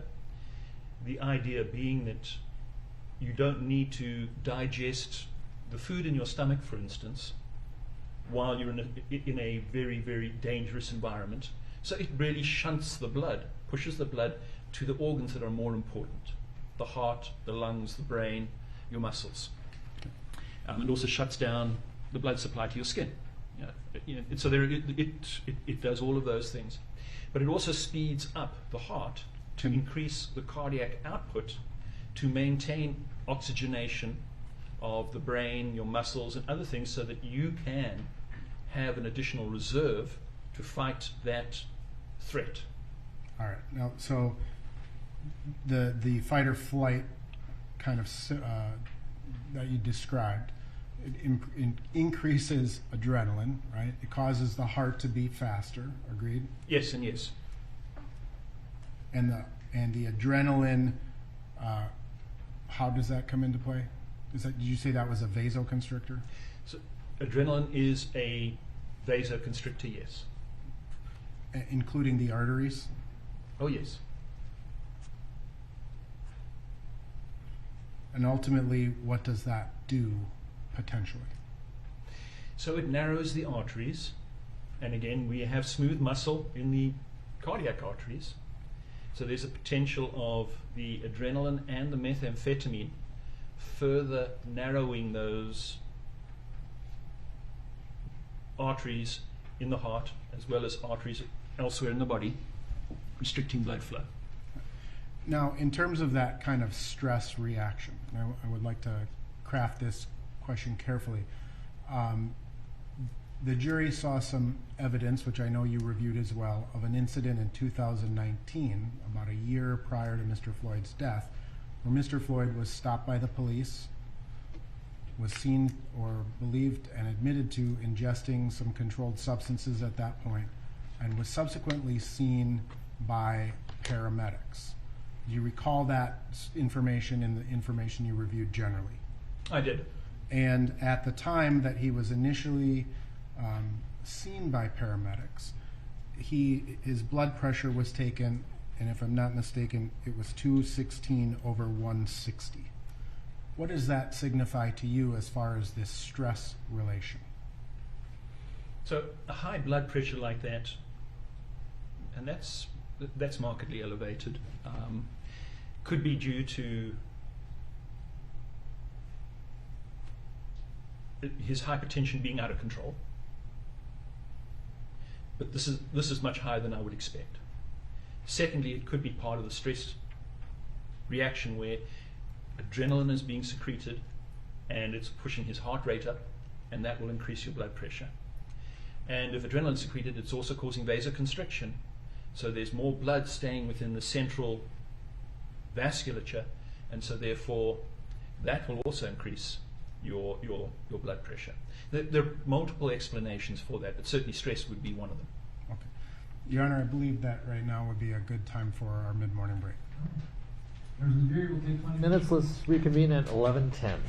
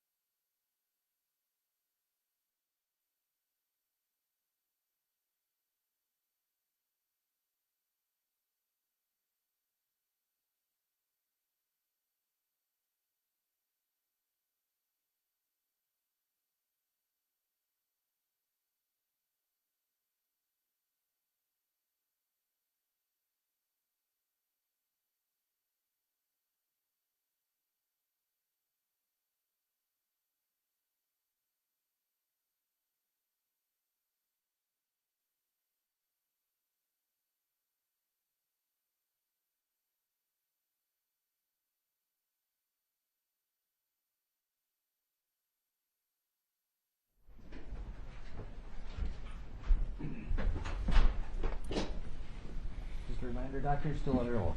Yes, Your Honor.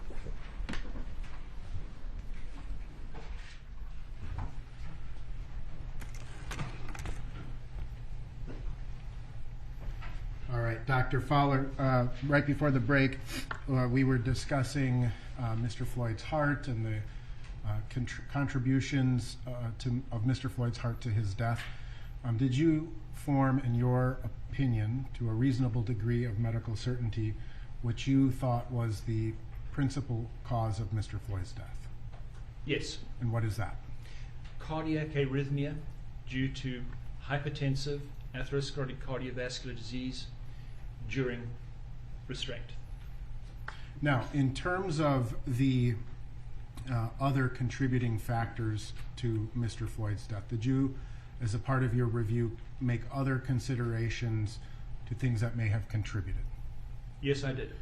I'd like to discuss with you carbon monoxide, or CO.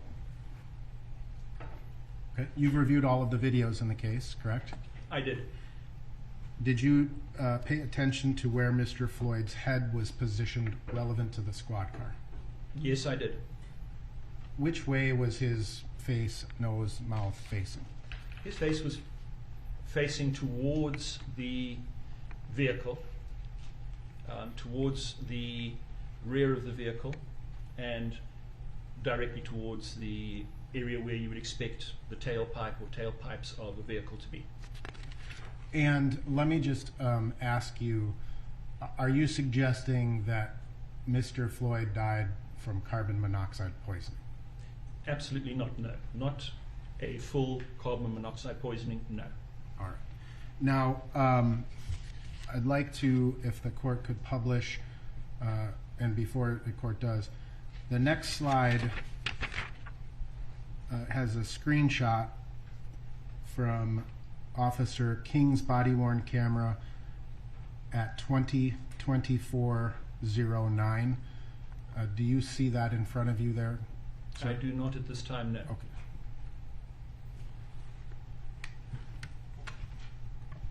How about now? Yes.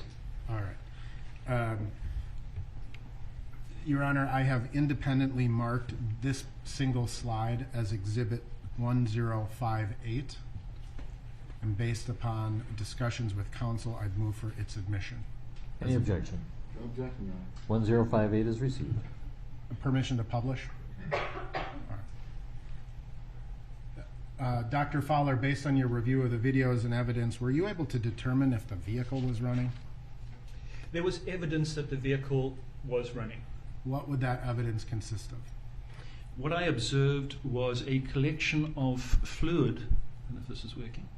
Maybe I'm doing it the wrong way. Collection of fluid. Objection, Your Honor. May we approach?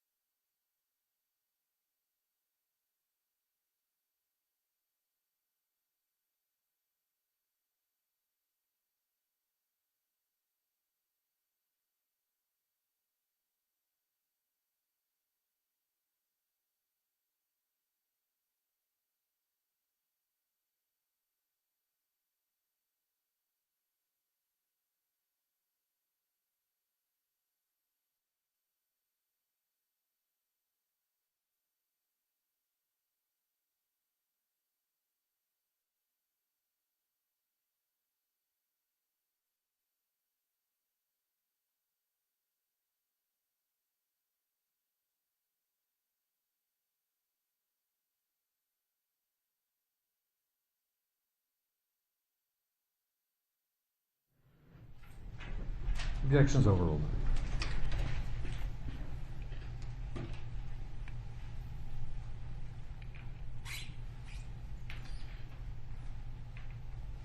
Dr. Fowler, based on your general knowledge as a forensic pathologist, your personal experiences, what comes out of a car's exhaust?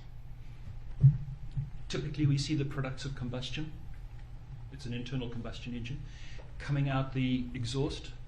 And the major products of combustion are going to be water vapor, carbon dioxide, carbon monoxide, and then a couple of other very small other particulate and minor gases that come out of the exhaust pipe. Is carbon monoxide toxic? It is an extremely toxic gas.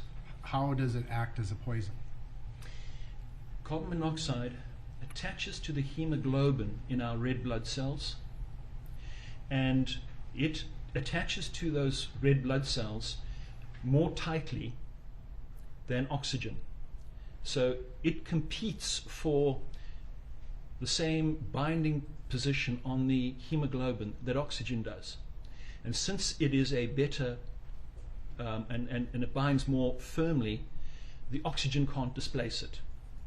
So as the percentage of carbon monoxide bound to your hemoglobin in your bloodstream slowly goes up, you lose that portion of your oxygen carrying capacity.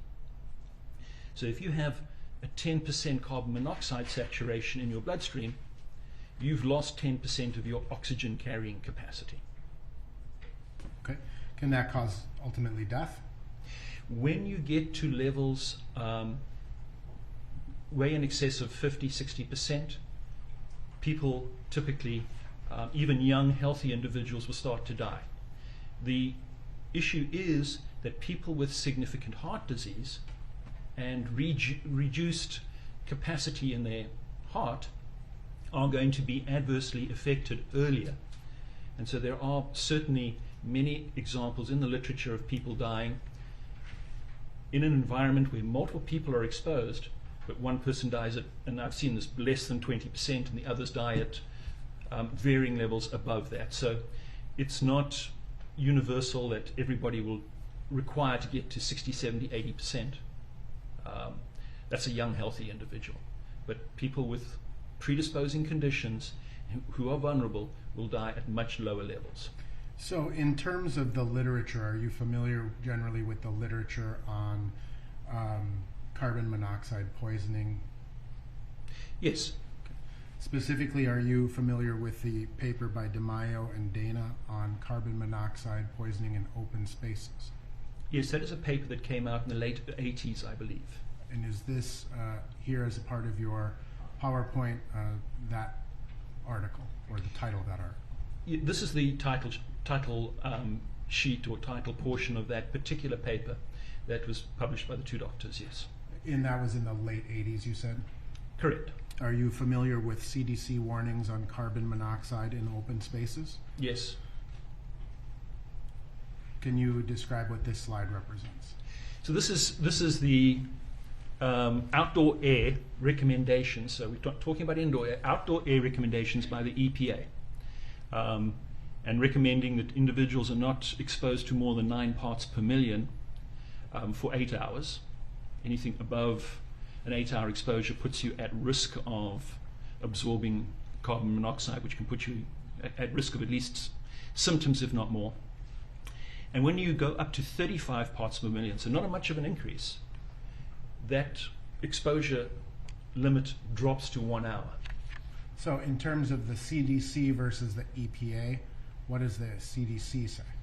Well, they're both saying, just be careful of carbon monoxide regardless of your environment. Are you familiar with the Consumer Product Safety Commission scale? Excuse me, the Consumer Product Safety Commission. Yes. Is that the information that you obtained for this case?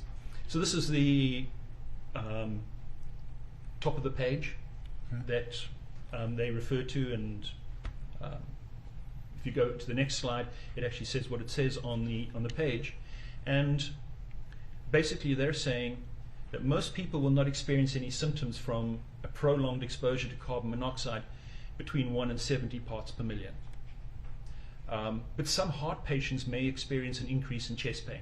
In other words, become symptomatic in that range.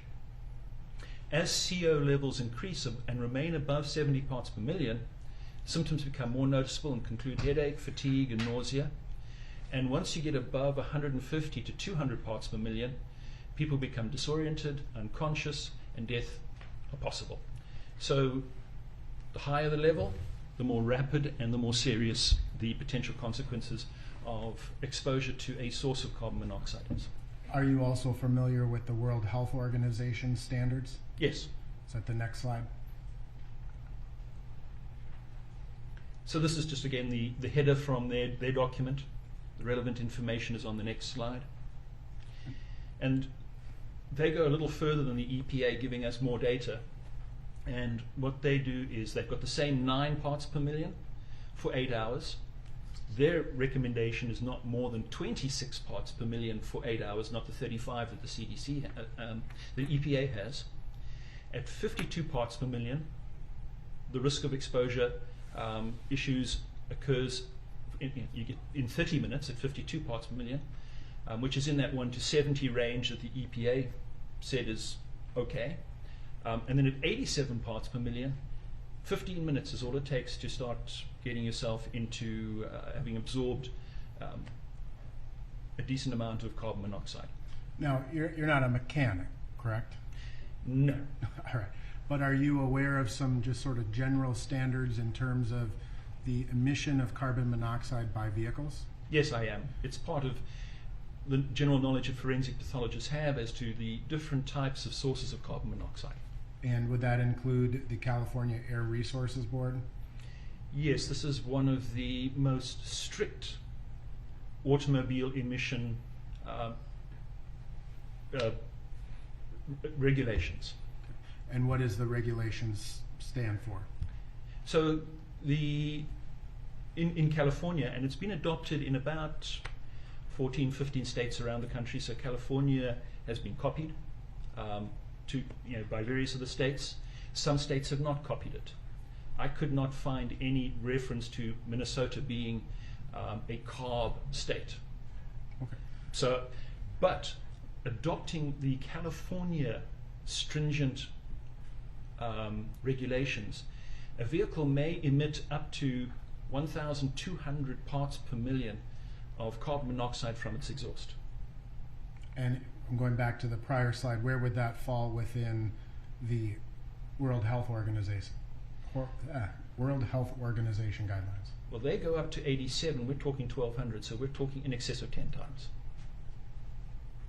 12, 13 times. Now, again, you're not suggesting to the jury that Mr. Floyd died of carbon monoxide poisoning? Not exclusively, no. Okay. How would you be able to determine the role that carbon monoxide played in a particular death? Typically, and the easiest way for a medical examiner to do that is to have the blood tested by a laboratory for what we call carboxyhemoglobin saturation. And it will come back from the laboratory giving us a percentage saturation. To your knowledge, was Mr. Floyd's blood tested for carbon monoxide? I could not find a reference to it, no. Now, the previous articles that we kind of looked at, the DeMaio, I think you said, from the late 80s, are there more recent studies on the effect of carbon monoxide exposure in open spaces? Yes. Is that this, oops. Yeah. No. May have gotten mixed in here. I don't think I put this into the PowerPoint, Oh, okay. Mr. Nelson. All right. Yes, there's a recent study or case report that came out of Poland, where a taxi driver committed suicide by taking his vehicle, parking it in an open space, taking one of the mats out of the vehicle, putting it behind the vehicle, and then lay down on the mat and inhaled the exhaust. And he ended up with a very high level of carbon monoxide. It was in the 80s. Certainly sufficient to be an exclusive cause of death in that particular case.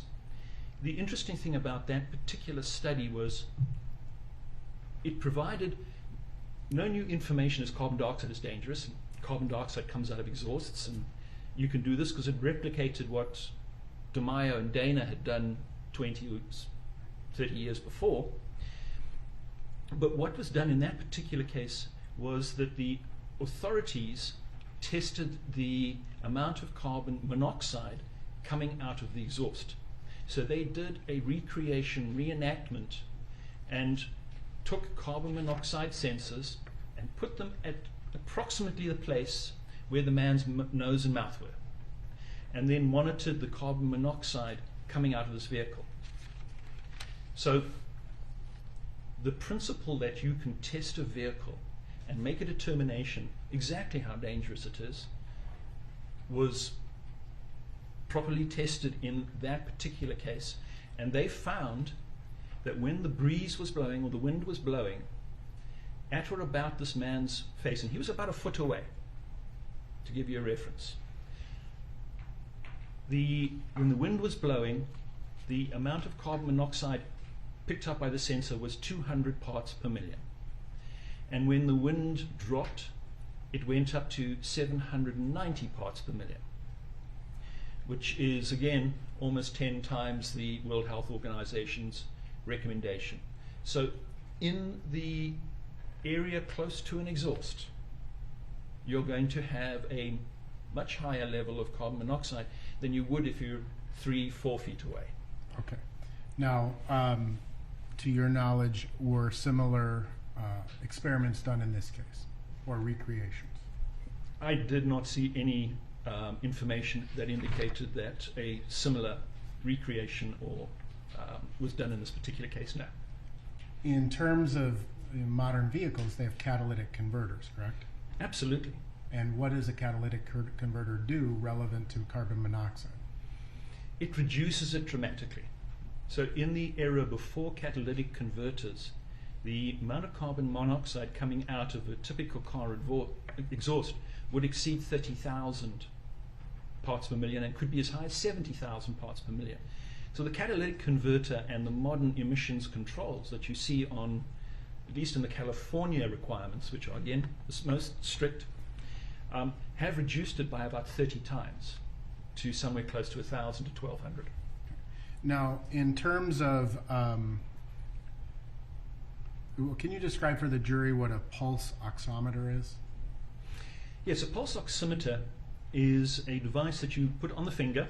It's a little clamp that you put on the finger, and it reads two things: your pulse rate and the oxygen saturation in your blood. So it counts the pulses, and it reads how much oxygen you're carrying in your blood by looking at the color of your fingernail. How does carbon monoxide come into play in terms of pulse oximeter? So the important thing is it appears to be oxygen. It changes the blood to a color which the pulse oximeter thinks is oxygen. So if you take somebody who has 50% saturation with carbon monoxide, it will still read that the person is 95% oxygen. It doesn't tell you that there's 50%. So if a pulse oximeter was put on Mr. Floyd's finger in the vehicle and again in the hospital, the pulse oximeter does not give us any information allowing us to say he was or was not under the influence of some degree of carbon monoxide intoxication. How long does carbon monoxide typically stay in the bloodstream? So it stays in the bloodstream. If you want to treat a person and put them on 100% oxygen, the half-life is about 1.5 hours to 2 hours. If you're exposed to ambient air, it takes much longer to get rid of the carbon monoxide. And so, I mean, essentially removing that carbon monoxide from the bloodstream is a reversible process. It's not an irreversible blonde, it is reversible. So yes, it will at some point slowly dissociate and be blown off. We do generate a small degree of carbon monoxide as part of our normal metabolism. It's a very low, sub 1%, and it binds to the hemoglobin and eventually dissociates and is eliminated. So in small amounts are not an issue, and yes, it will dissociate and be blown off at some point as part of the normal metabolism. So how much carbon monoxide is needed to be absorbed into the bloodstream to diminish the oxygen supply? Well, for a young, healthy individual, you want to probably exceed the 60, 70, 80% range. That's what we typically see. However, in individuals who have risk factors, that can be far, far less. What type of risk factors would you look for? So these are particularly, the individuals that are particularly at risk would be people with cardiovascular disease, as we saw in Mr. Floyd, and people with chronic obstructive lung disease would also have a higher risk, and then other comorbidities, kidney disease, etc. But the real high-risk one is going to be heart. And what percentage would you expect when someone presents with those conditions? Very difficult to predict because everybody is different. There are studies out there where as little as 6% saturation with carbon monoxide in an individual who's exercising with heart disease will start causing arrhythmias. So it's a very low percentage. Now you have to have all of this, the heart disease and exercise. But at about 6%, there have been studies done in a controlled laboratory environment where people started showing EKG changes and premature ventricular contractions at about 6%. So it has potential to affect individuals at much lower levels than you would require for a young, healthy individual. Now, in terms of findings at autopsy, are there certain things at autopsy that can determine the presence of carbon monoxide, or certain observations the pathologist can make? Yes, typically carbon monoxide makes the blood appear, and in the terminology, it looks like it's cherry red in color. It's not the standard pink or slightly darker red color that we would see for deoxygenated blood. It's a fairly bright cherry red color. Hence the reason the pulse oximeters get somewhat confused as well. Now, when you get levels of 50, 60, 70%, and the greater majority of the blood is carboxyhemoglobin, it stands out. But when you're looking at levels that are 10%, 20%, it doesn't, and is not easy to see. A typical smoker, 1 pack a day, will have and can have a carboxyhemoglobin of 6%. 2 packs a day, you can get up to 12%. We just don't see that as forensic pathologists because there is so much background color from the normal blood that it's lost in that. So I would expect a pathologist, when there is substantial amount, to spot it relatively easily, but I would not expect somebody to see the lower levels that can still be a factor. And to do that, you would need to test the blood? That would be the gold standard, yes. Test the blood and see how much carboxyhemoglobin is in the blood. So if you're not saying that carbon monoxide caused Mr. Floyd's death, can you likewise eliminate it as a contributing factor? The only way to eliminate carbon monoxide as a contributing factor would be to ensure that there was none in his blood, or a very, very low level in his blood. So in Mr. Floyd, it robs him of an additional percentage of oxygen carrying capacity. Whether that be 5%, 10%, 15%, it takes away from the important factor of getting blood to his heart muscle. So this is just another potential insult, another brick in the wall, unfortunately, for the circumstances here. Now, ultimately, the officers weren't affected by this. No, they were not. And why could that be? Well, they're another 2 to 3 feet away, and potentially, hopefully, they're much younger, and hopefully don't have heart disease. So with every foot or more away, the amount of carbon monoxide in that particular bubble is going to decrease. Now, so we've discussed the heart, we've discussed carbon monoxide. Did you eliminate certain causes of death as well, Yes, specifically referring to asphyxia. correct. How would you describe the investigation of custodial deaths compared to other types of deaths? Very long, very complex, and something that needs to be done very, very carefully. Are there many variables to consider? Absolutely, there are huge number of variables, as we obviously can see in the case of Mr. Floyd as well. Now, in terms of this article here in your PowerPoint presentation, what's the significance of this? So this is an article that was put out, I think about 1992 by Dr. James Luke and Dr. Donald Ray. Dr. Donald Ray was one of the first pathologists to theorize that putting somebody in a face-down position was dangerous. And this was based on observations of cases where people were placed in a prone position and they died. And so his conclusion was that may well be a factor and needed to be considered.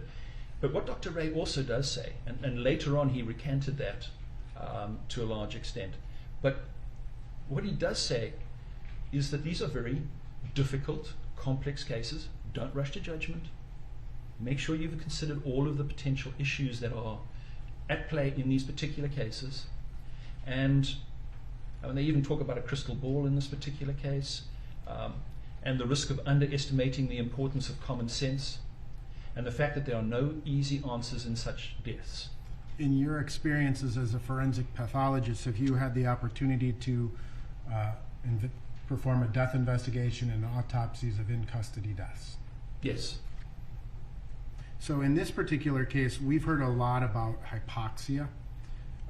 Which organ is more sensitive to hypoxia? The brain is the most sensitive, or rapidly sensitive, to hypoxia. In your review of the materials, did you have an opportunity to review some testimony of Dr. Baker in prior proceedings? Yes. Dr. Baker, in his testimony, referenced some studies in terms of the effects of positional asphyxia. Are you familiar with those studies? Yes. Did you take those studies into consideration as far as your analysis of this case? Yes, that is the current state of the science or the knowledge base with regard to this very difficult situation. So let's talk just simply about the prone position. Do people sometimes sleep in the prone position? Yes, approximately 7% of the adult population sleep face down. In terms of medical examinations, treatments, are people kept in the prone position? In certain situations, people are examined in the prone position. There are therapeutic maneuvers where people are deliberately placed in the prone position. One of the best examples right now is COVID, where patients will be put in a prone position, which is face down, and it improves their ability for oxygen exchange, not decreases it. So, the prone position by itself does not have, or at least there is no evidence right now that is a significant issue. In terms of this particular case, of course, the prone position is, not in a hospital setting, right? It's on a street, agreed? Correct. And just generally speaking, if a person were to lay down on the street in the prone position with nothing on top of them, is that in and of itself inherently dangerous? No, the scientific studies basically have looked at the issue of the prone position with and without weight and made a determination that there really is no significant impairment of the individual's respiratory function. And those particular studies were very carefully crafted. Let me just interrupt you for a second, Doctor. Can you just, what's the kind of the leading study on weight applied to someone in the prone position? I think there are several, but the one that I've recently read, well not recently, but I know of, is the one by Dr. Mark Kroll and a couple of other co-authors. And is that paper here? Yes, I believe that is the one, yes. Positional compression and restraint asphyxia, a brief review? Yes. Now, in terms of this study, can you just explain this study? Can you explain the setting of the study, etc.? So this is a review paper where he refers to various papers, including his own work, where no evidence of any kind of compressional asphyxia was found in individuals who were in the so-called hog tie situation, which is prone with their hands handcuffed behind their backs, additional restraints applied around their ankles, and then the two tied together. That is the classical hog tie position.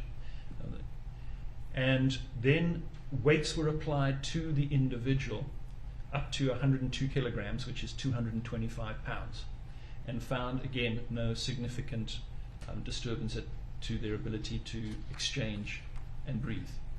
And so the final conclusion was, and there are about 23 different studies out there that Dr. Baker referred to in his previous testimonies and a previous legal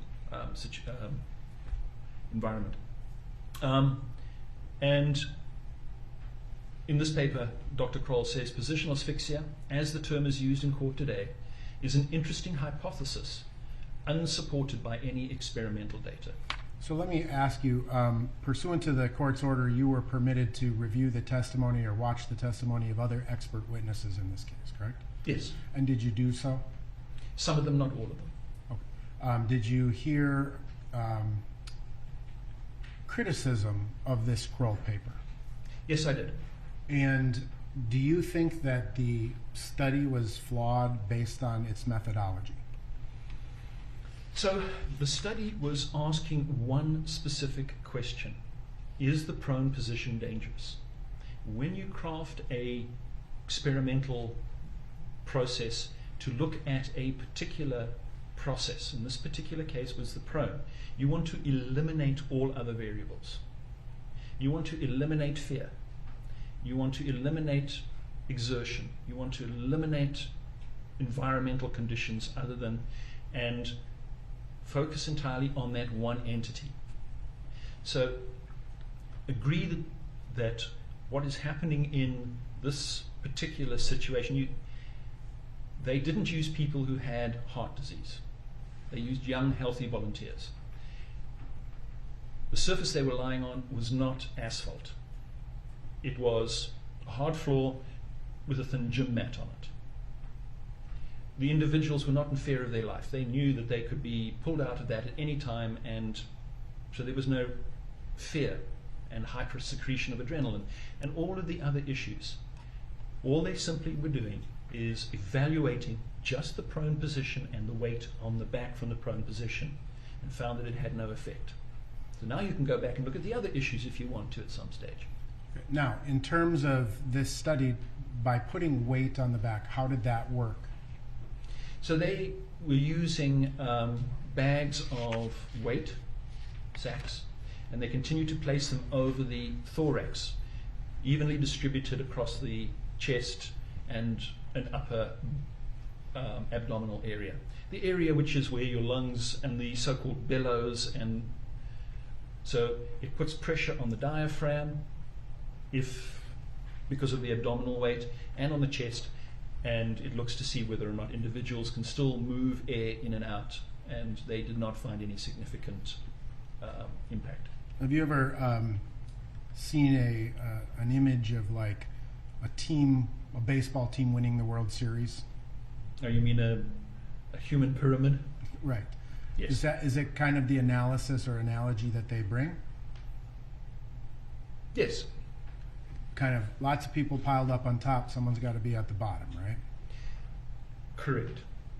Are there others, well, in terms of the Kroll studies, you talked about this particular study, or this particular paper, that was a review of other studies, right? His own and other work, yes. And there were 23, I believe you said? That was the testimony that Dr. Baker stated in the previous legal proceeding. So are these some of the other studies that they reviewed? Yes, I mean, these are just a short list. It's not all of them. It's, again, just illustrative of the developing information. And really, this has gathered a lot of steam over the last couple of years. So prior to many of these studies, the wisdom of the position is dangerous was still accepted. But you can see from 2007, 2012, 2013, 2014, people are really beginning to look at this with a critical eye and really adding to the body of knowledge within the medical sciences and beginning to challenge some of these theories. Now, in terms of, I mean, again, just the research, the criticism offered by previous experts was that it wasn't real world. Were some of these studies looking at real world situations? Correct. Which of those studies? So the real world ones are the two papers by Dr. Hall, I think probably are the ones that stand out. The first paper where she took a city of 1.1 million. There weren't 1.1 million police restraints. It was a city of 1.1 million residents. And in that there were 1,296 cases where there was a forceful restraint. And the only death that they found in that particular case was a person who was not in the prone position. And they evaluated prone versus non-prone and statistically found no difference. That's a relatively small study.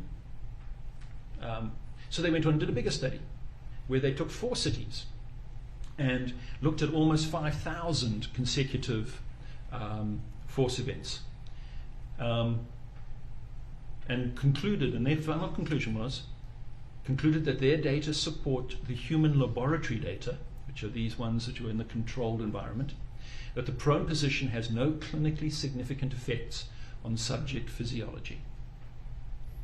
Now, did Dr. Kroll also publish a paper relevant to the weight of a police officer? Yes. And is that this study here? Yes. And can you just describe for the jury this study by Dr. Kroll and others and the impact of an officer's weight being a factor in the analysis of prone position and positional asphyxia? So basically, his conclusion was it doesn't matter how much the officer weighs. 140, 150, 100, or 200 pounds doesn't really make a huge difference to the outcome. What he did say is that with a double knee restraint specifically, it's 2 knees on the person, it has a modest influence on the weight applied to. Now, these are not testing respiration, these were weight tests on dummies. So what he's measuring here is if a person weighs 140 pounds and they kneel on somebody, how much weight are they transferring? With a single knee, it didn't matter what weight the individual was. With a double knee, up to 23% of their body weight could be transferred to the dummy. Up to, I'm sorry, how much? 23%. So they were not looking. When you see it, it has a modest influence. It has a modest influence on the weight transferred, not respiratory activity. Okay. Do you know, based on your review of the materials, were you able to ascertain Officer Chauvin's weight? I was informed, yes, and I've seen that weight. And what is that? 140 pounds is what I was told. Now, you also, in reviewing the videos, you see that he has 2 feet on the ground with the exception of one small moment. Yes, that was what I did actually see in the video. So what portion of Mr. Chauvin's weight was transferred onto Mr. Floyd's body? He's using a single knee technique through the greater majority. His other knee is either on the bicep area or on close to the left chest wall. So single knee tech, it's going to be less than 23%. But even if he applied both knees, which he would have transferred 23% of his body weight For a 140-pound person, that would be between 30 and 35 pounds. Less than 225 pounds from the Yes. laboratory experiment. Yes.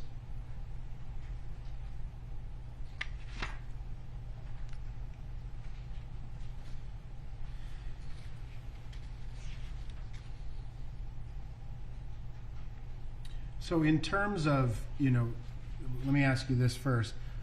In terms of the placement of Officer Chauvin's, knee to Mr. Floyd, is it your opinion that Mr. Chauvin's knee in any way impacted the structures of Mr. Floyd's neck? No, it did not. None of the vital structures were in the area where the knee appeared to be from the videos. Now, again, in terms of your death investigations, you've reviewed photographs, you've reviewed the autopsy photographs, things of that nature, correct? Yes. Were any signs of, well, generally speaking, do signs of injury play into your analysis as to the cause of death? Yes. How so? Well, you make an observation of, such as in this particular case, of a knee providing force to a particular part of the body, and then you go and you look at the same part of the body to see whether or not you can find corroborating evidence within the body itself, either an abrasion to the skin, subcutaneous hemorrhage, hemorrhage into the muscles, or other injuries that may be caused by the knee. And what injuries did you observe in the photographs of Mr. Floyd? All of his injuries were in areas where the knee was not. In other words, they were on the front of his body,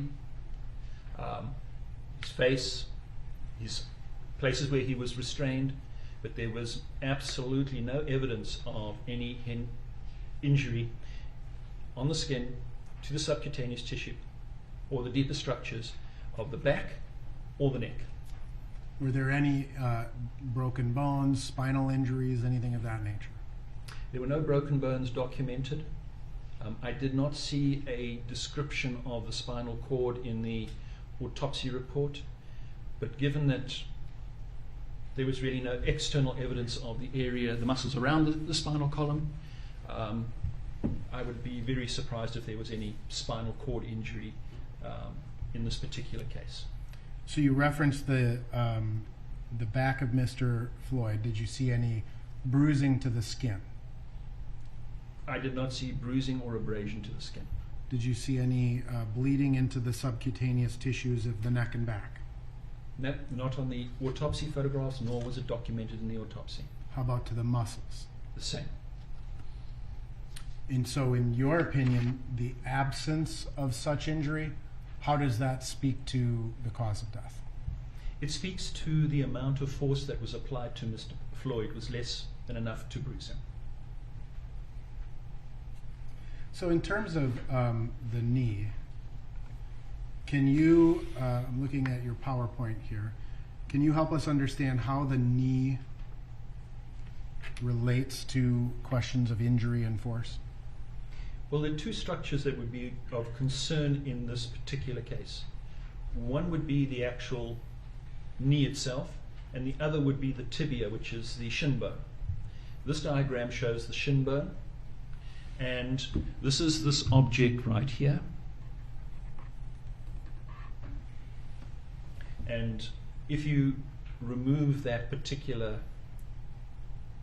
red circle that I just put in, you can see that the tibia has a relatively defined front edge right over here. And you can feel it on yourself, but there's a nice ridge all the way down which is actually quite prominent and hard, and it's right underneath the skin. And so that allows an unforgiving surface such as the shin bone to be placed on soft tissues which are more vulnerable and cause some degree of injury to that area. So that's the shin bone. The knee is actually not that much different. The knee is somewhat spherical. You've got your patella and you've got the ends of the femur, the thigh bone on either side, and you've got the ends of the tibia just below, all of which are bony prominences, and again right underneath the skin. And they can direct the amount of force. If you put a substantial, 30, 40, 50 pounds worth of force, focus with your knee onto somebody, in my opinion, the chances of a subcutaneous or intramuscular hemorrhage is very, very high. And you didn't see that in this autopsy? It was not documented, and it's not visible on the autopsy photographs. In your career as a forensic pathologist, have you looked at other strangulation type cases? Yes, strangulation and other restraint situations where knees have been used, yes. Do you typically see marks in those cases? In manual strangulation, often you will see hemorrhaging into the muscles of the neck, and in cases where the knee has been used on the back, we often see a bruise consistent, and in times we have matched it to video cam footage of where we see a knee being placed, yes. Including just finger marks, I suppose. Yes, so just the pressure from somebody's fingers is enough to cause muscle hemorrhage in a manual strangulation case. We're not talking about a person putting weight on somebody, we're just talking about somebody squeezing a neck. When you look at this case and you see the knee is involved, the shin bone is involved, would you expect to see a greater likelihood of bruising from just the fingers? Objection, Your Honor, call for speculation. Overruled.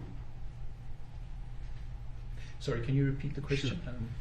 Come up just a little bit. In this particular case, where the knee is involved, there's allegations of it being used to force or subdue Mr. Floyd, would you expect the knee and shin bone to have a greater likelihood to produce bruising? Than fingers, yes. And is there any objective medical findings in the autopsy showing pressure placed to the back? No. Now, again, we've talked about hypoxia, and we can take this down now, Judge. We've talked about hypoxia. What are the effects of hypoxia that you would expect to see if that were present? So there are some observable symptoms when a person becomes hypoxic. Is that what you're asking, Councillor? Yes. Yes. What are those? So people typically start to get a little confused, disoriented. They may have visual changes. People describe little spots of light, a grey curtain coming down. So there are visual abnormalities that people will describe and complain of. They often become incoherent.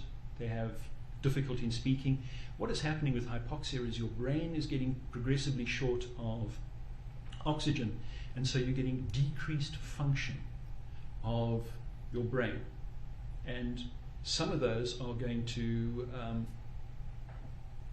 mimic intoxication by other sources.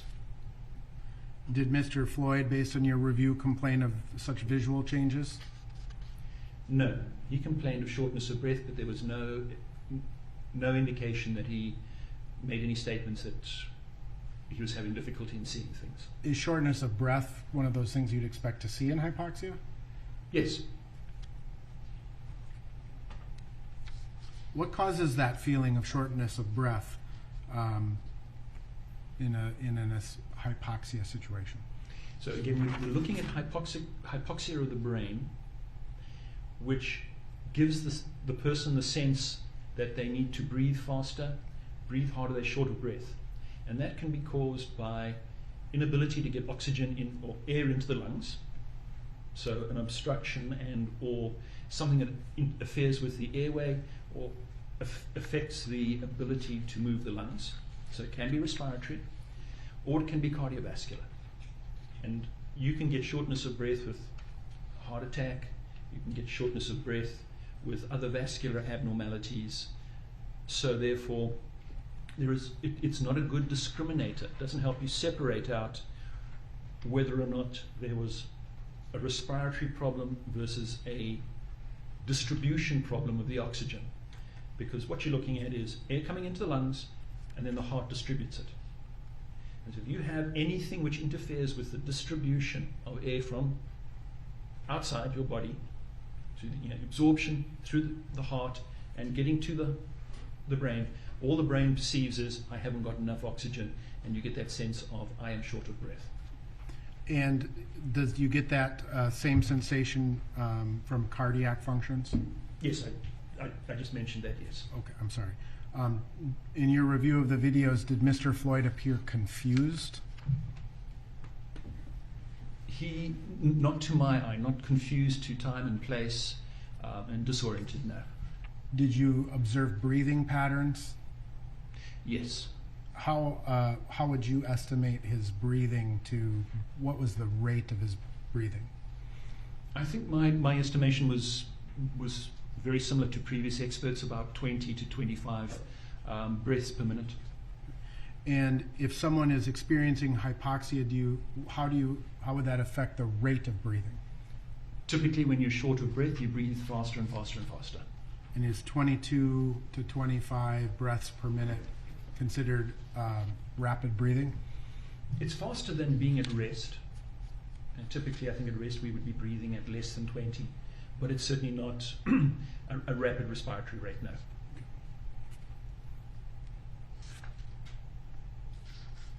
How about certain types of phobias? Yes. So, if you have a phobia and you are pushed into a situation where you have to face the phobia, it's very stressful, and it will fire up your fight and flight type situation. How would that affect the respiratory rate? Well, the moment you go into fight and flight and your adrenaline is surging, you're likely to start, some people hyperventilate. There are lots of variables there. So again, in terms of that respiration rate, you would expect it to increase well beyond the normal rate? Yes, I would not expect it to slow down. Okay. In terms of the placement of the knee and the neck, could you determine based on your review whether it appeared his airway was obstructed? Yes, the placement of the knee is towards the back and the back right side of Mr. Floyd's neck, and the airway is around the front. It is nowhere close to his airway. We were talking about having an open airway. How does that affect your ability to speak? The ability to speak or make any other sound, groaning, and Mr. Floyd did groan. So any of the sounds that Mr. Floyd is making requires you to be able to take air in over the vocal cords and out over the vocal cords. And so therefore, you cannot make sound unless you're moving air and that your mouth is open and people can actually hear to some extent.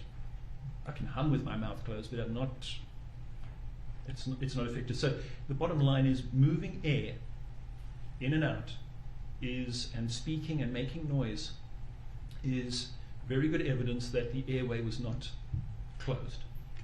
Now, in terms of, again, prior testimony, did you review or watch the testimony of Dr. Tobin? I did not watch all of Dr. Tobin's testimony, no. Okay.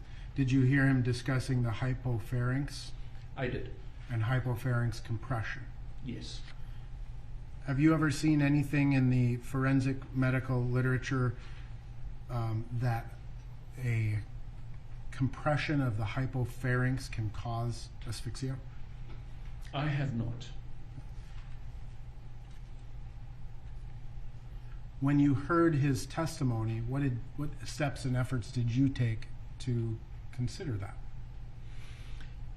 Started to do a survey of the available medical literature to ensure that I hadn't missed something. And I could not find... Objection, Your Honor. Sidebar. Overruled. Continue. I could not find anything in the forensic literature talking about pressure applied to the neck causing a hypopharynx. Objection, Your Honor. Failure to disclose. Overruled. And then I went to the standard medical literature, and there are entities which cause impairment of the hypopharynx, but they are usually, well, they all were focused on foreign bodies being inhaled, such as hot dogs or some other object, and then also tumors in that area potentially blocking off that structure. So nothing that really matched the testimony of Dr. Chauvin, as I understand it. Okay. In terms of hypoxia, moving back to that hypoxia, is hypoxia, the signs of hypoxia, is that a progressive or a fast process? Typically, it can be both, but you have to recognize that there is oxygen in your blood that is there, and it takes a while to use up that particular oxygen. So in most circumstances, the onset of hypoxia is gradual. If I restrict somebody's breathing and slow it down by some means or stop it by some means, there is still oxygen dissolved in their blood. You can hold your breath for 30 seconds with comfort. At 45 seconds, you're probably getting a little uncomfortable and you want to breathe. That's your innate reflex trying to override your voluntary suppression of your breathing. But you could probably go out to a minute before you start feeling woozy and or uncomfortable and disoriented, and so that is that's the heart continuing to distribute what you've got in your. So we see hypoxia occurring gradually in most circumstances over time. It's not something which is an on-off switch and rapid. And as far as those symptoms that you see or would expect to see in a hypoxic situation, do they gradually progress like that as well? Typically, yes. Did you notice hypoxic changes in this particular case? No.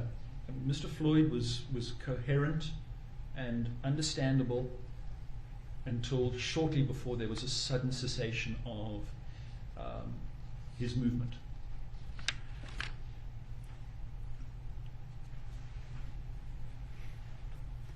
So if Mr. Floyd in this case was progressively suffering from hypoxia, what would you have expected to observe?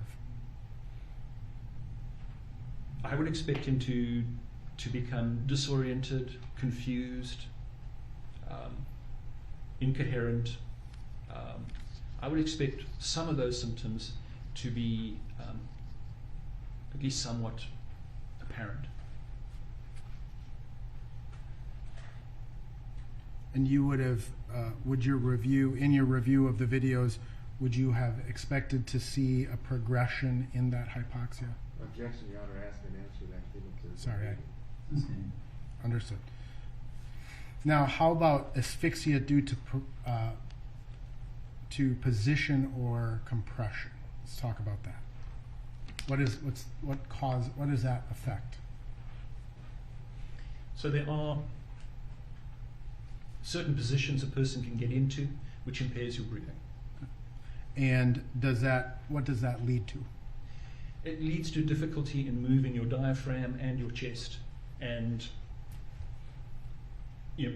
impairing your ability to reoxygenate your blood. Can that lead to hypoxia? Yes. Which bodily organ would you expect to see affected first? The brain. And all of those effects on speech and orientation and things progressing? Correct. But you described what you saw as a sudden change. What does that mean to your analysis? So Mr. Floyd goes from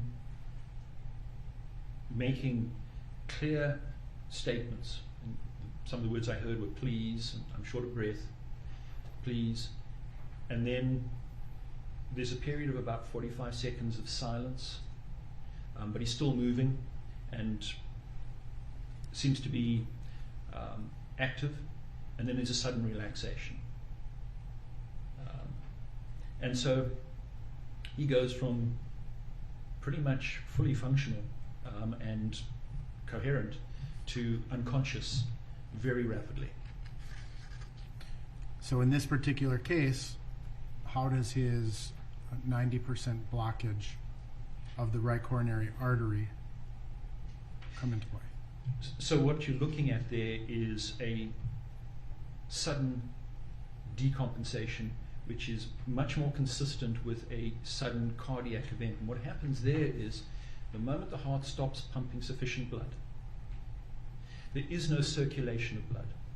There is no circulation of the blood that still has some oxygen in it.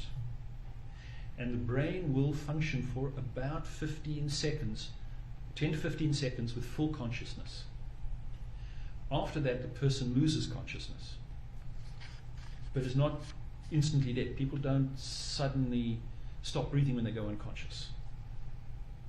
They will continue to breathe for a period of time, which can be as long as a minute or two, until the respiratory center in your brain shuts down. And at that stage, the person stops breathing. So in this case, can you just kind of describe the layers of factors that lead you to your conclusion that this was a sudden cardiac event?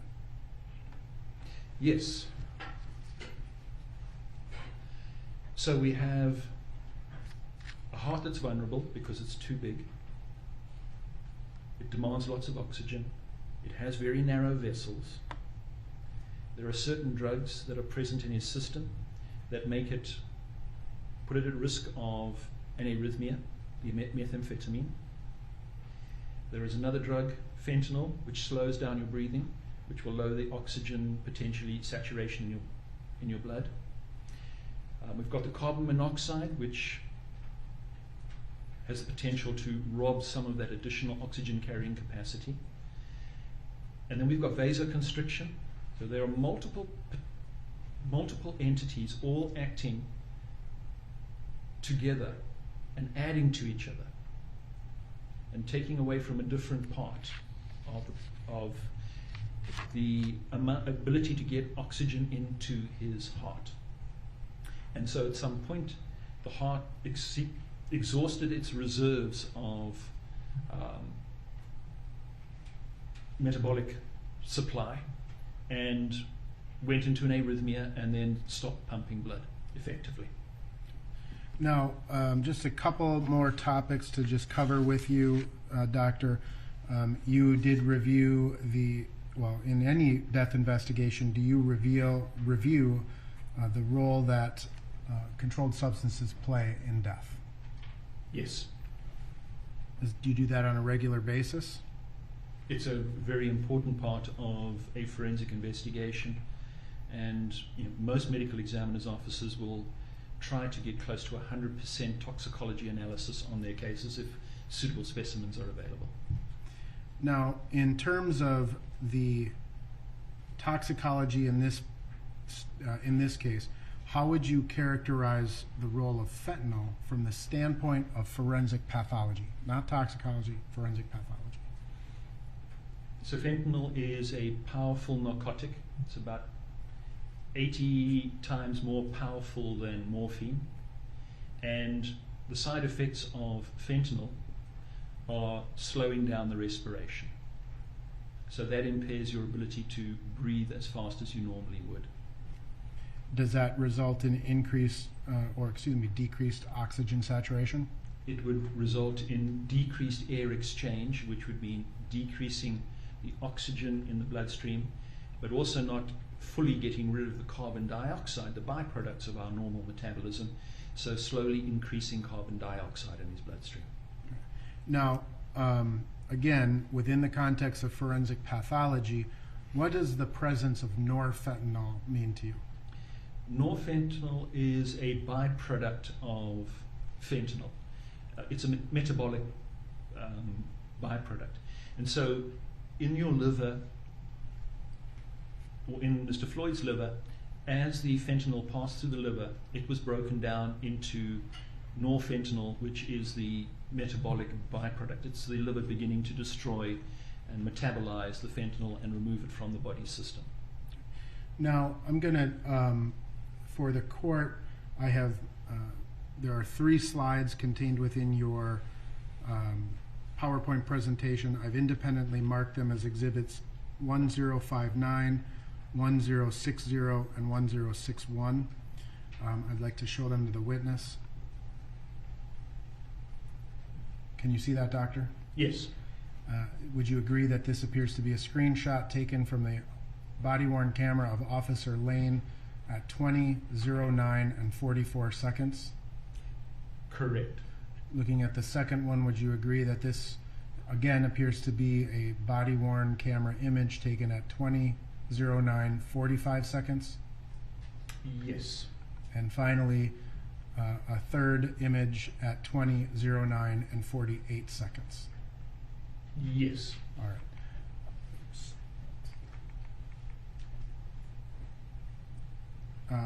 I would offer 2059, 2060, and 2061. No objection, Your Honor. And received. Your Honor, permission to publish 1059. So in this image, Doctor, it's kind of hard to see. What, in your review, did you determine whether there was the possibility that controlled substances were ingested at the time of approach by Officers King and Lane? Yes. And what do you see in this image, 1059, that is consistent with that? In the back corner of Mr. Floyd's mouth, you can see what appears to be a white object. See if I can- Are you talking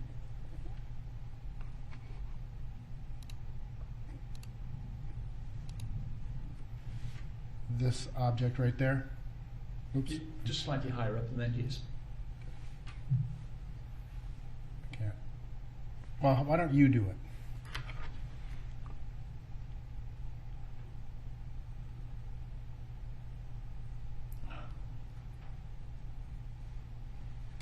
Sorry, I covered it with the dot, but that's what I'm referring to. All right. You can see it just underneath the dot. Now, in the next image, 1060, what appears to be happening?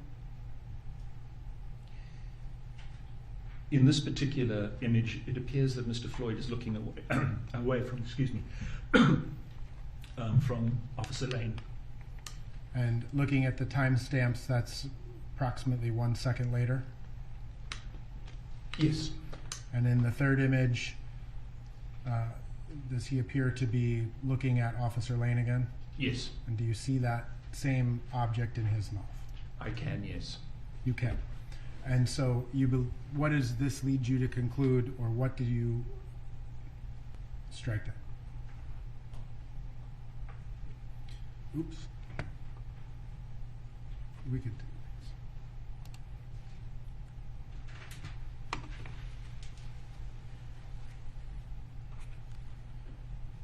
In terms of the later analysis, there you understand there was some evidence collected from the backseat of Squad 320, That is my understanding, yes. and do you know what that substance was? There was some material there that had saliva and DNA on it that matched Mr. Floyd, and those, I believe, and those objects had fentanyl and methamphetamine, if my memory serves me correctly. So is that what you conclude your analysis on in terms of the ingestion of controlled substances as far as the timing in this case? Both before they were approached as well as during, in the backseat of the squad car? Yes. Now, how does the depression of the respiratory rate, we may have covered this, I apologize, how does the depression of the respiratory system, how does that affect the heart specifically? If the respiratory rate is decreased, the amount of oxygen that is getting into the bloodstream through the lungs is decreased. If I breathe slowly, I'm not able to get as much oxygen in into my lungs as if I'm breathing very rapidly. So anything which slows down respiration is going to affect the ability to oxygenate your blood. And will that also work in concert with the coronary artery issues? It makes it worse. Again, anything which lowers his oxygen saturation in the blood will act again to restrict oxygen supply to his heart muscles past that blockage.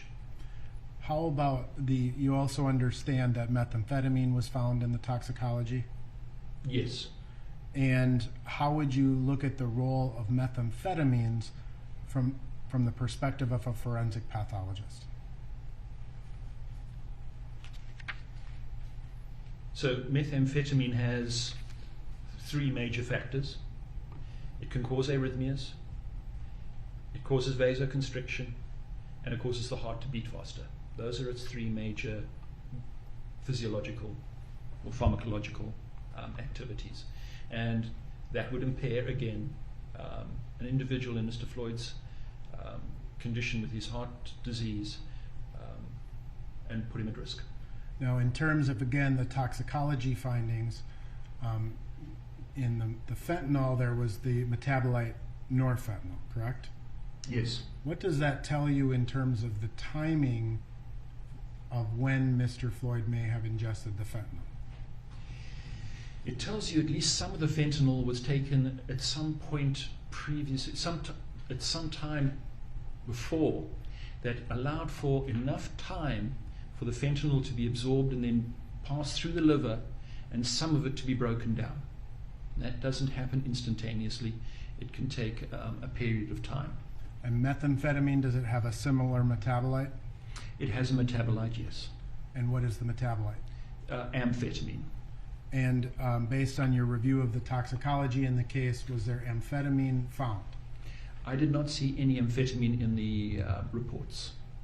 What does that suggest to you as a forensic pathologist relevant to the time at which Mr. Floyd would have ingested the methamphetamine? So that would be consistent with a recent ingestion of methamphetamine. And in terms of the phase of absorption or elimination, where would that place him? Well, if there's no evidence of elimination, i.e. metabolism from methamphetamine to amphetamine, it's not in the elimination phase. And given that there appears to be, there's none of that, he's still probably in the absorptive phase. It's consistent with the absorptive phase. And ultimately, those pills that were found in the backseat of the squad car, you understand that when Mr. Floyd was in the squad car, he was handcuffed. Objection, lead. Rephrase. Sustained. What information did you have about Mr. Floyd's ability to ingest those controlled substances while he was in the squad car? He had his hands cuffed behind his back from the videos, and those were placed outside when he was taken out of his own vehicle. I did not see any time when those were removed until such time as resuscitation was attempted. So the entire time he had his hands cuffed behind his back. And therefore I cannot think of a plausible way that an individual would be able to get materials into their mouth while restrained in such a format. Now, the last topic I'd like to discuss with you is the paraganglioma. Did I say that right? That is close. All right. Can you just describe what that is? A paraganglionoma. So this is a tumor that was found at the time of autopsy down in Mr. Floyd's lower abdominal area. And these are tumors. And they typically are of two types. One which is has parasympathetic, or is similar to the parasympathetic part of your nervous system, which does not secrete any substances, or certainly vasoactive substances like catecholamine. And then there are the sympathetic ones, which have the ability to secrete. The parasympathetic ones tend to be found up in the head and neck area, and the sympathetic ones tend to be found down in the lower abdominal area.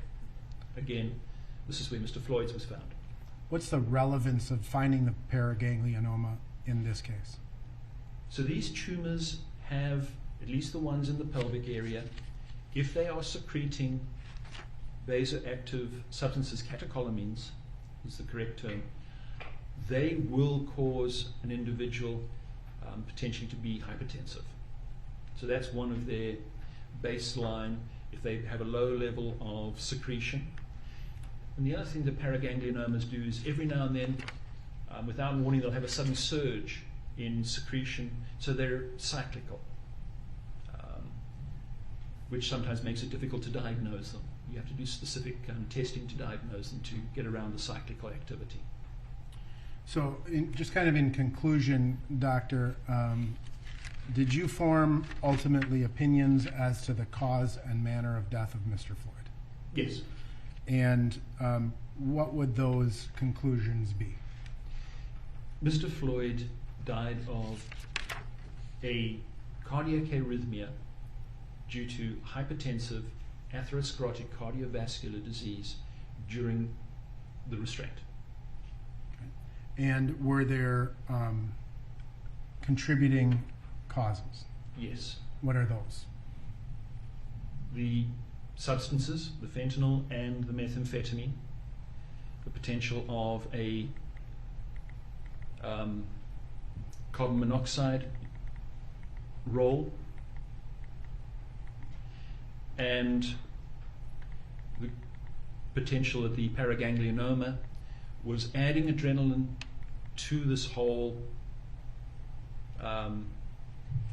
mixture, making things even worse.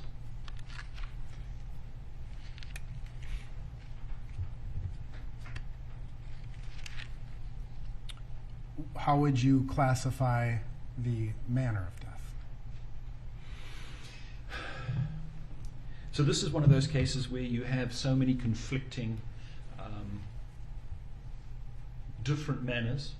The carbon monoxide would usually be classified as an accident, although somebody was holding him there. So some people would say you could elevate that to a homicide. You've got the drugs on board. In most circumstances, in most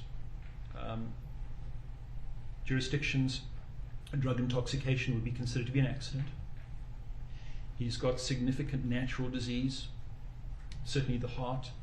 Paraganglionoma, you can certainly consider it as a potential exacerbating process, but I wouldn't put it at the top of the list there. So he's got a mixture of that. And then he's in a situation where he's been restrained in a very stressful situation, and that increased his fight and flight type reaction, and that would, during restraint, would be considered a homicide. And you put all of those together, it's very difficult to say which of those is the most accurate. So I would fall back to undetermined. Now, if we in can, this particular case. if we put your slide regarding the undetermined manner again back up.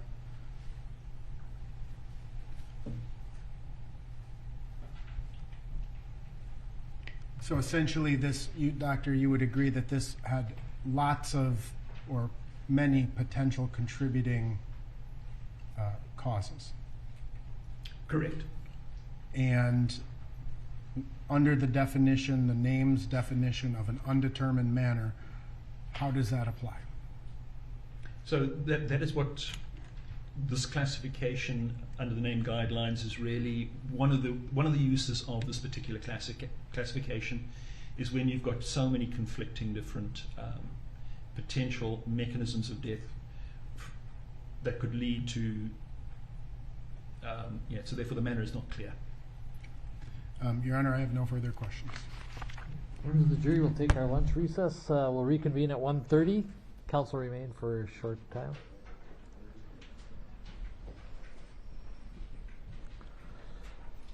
And Doctor, you may step down. Thank you very much.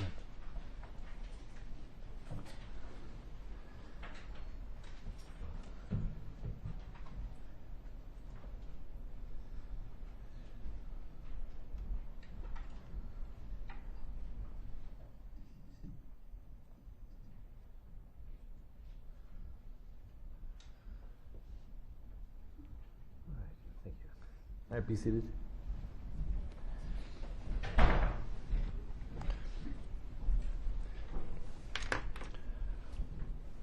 We did have a sidebar regarding one objection by the state regarding certain testimony of this witness, including lack of disclosure. And we had not talked about this earlier. And so I wanted the state to know that in order to meet anything, we have experts who are watching each other's testimony. And this expert testified that he did certain things very close to his testimony. I am allowing the state until tomorrow. I'm not going to make you come up with any rebuttal today. Even if we finish today with the defense case, I would allow the state to consider and call anybody in rebuttal to meet anything, because I assume that Dr. Tobin or others might be listening. And so I would give, and that's why I overruled the objection, is because even if it had been disclosed, I would have allowed it and given the state time to respond. And I will give you overnight, so there's not any prejudice to the state if it was not disclosed. That's my reasoning, Your Honor. Or for if you're saying, Your Honor, I really didn't get a chance to look at this report, what are you thinking? That's why. I thought it was personal. I didn't want you to think it was personal. So, Mr. Blackwell and Mr. Nelson, feel free to talk overnight in case there is a way, if there is rebuttal testimony, if we can somehow make that come in easily. Yes, Your Honor. Well, we won't get into that. That's your business, not mine. But I will allow you overnight to prepare any rebuttal. Thank you, Judge. Okay, thank you. See you at 1:30.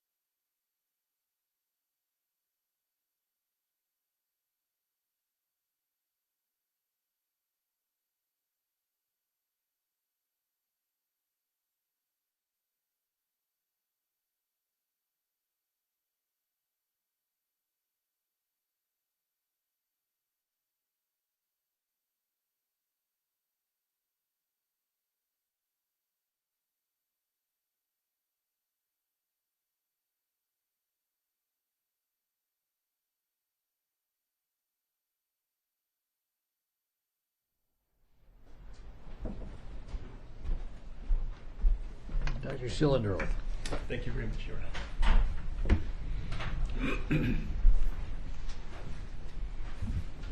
Okay, Mr. Blackwell, whenever you're ready. Thank you, Ron.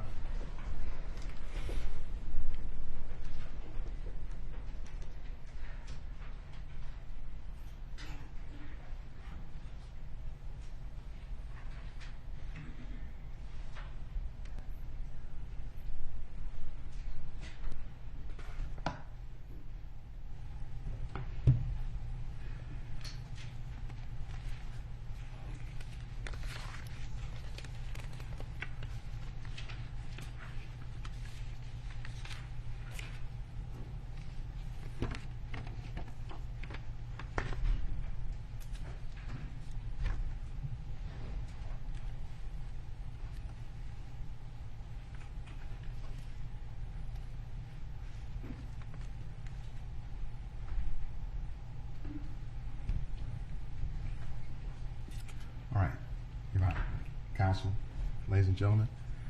Dr. Fowler, good afternoon. Good afternoon, sir. I'd like to say I have a few questions for you, but I have more than a few this afternoon. Let me just start with some basic questions, just by way of sort of background of yourself as an expert witness.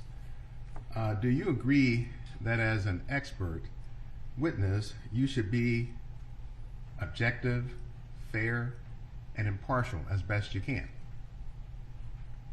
Yes, I would agree that that's appropriate as best you can. Do you agree that in the background research you do to testify, that you should be thorough? Yes. Meaning you should do your homework before you arrive at your opinions. Fair enough? Yes. I asked that question in part because you asked a question about Mr. Chauvin's weight, and you understand that the relevance of Mr. Chauvin's weight to this case is how much weight he was putting onto the body of George Floyd beneath him. You understand that, don't you?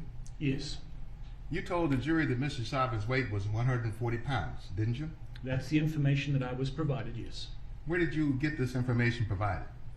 From counsel. In the information that was provided to you, were you not told that Mr. Chauvin was wearing equipment? That was not considered as part of the process. I would agree with you, Counselor. Right, so, you know he is wearing equipment, though. He's a police officer at the time, right? Absolutely. And so you didn't factor in the weight of his equipment that was also on the body of Mr. Floyd. Is that true? That is true.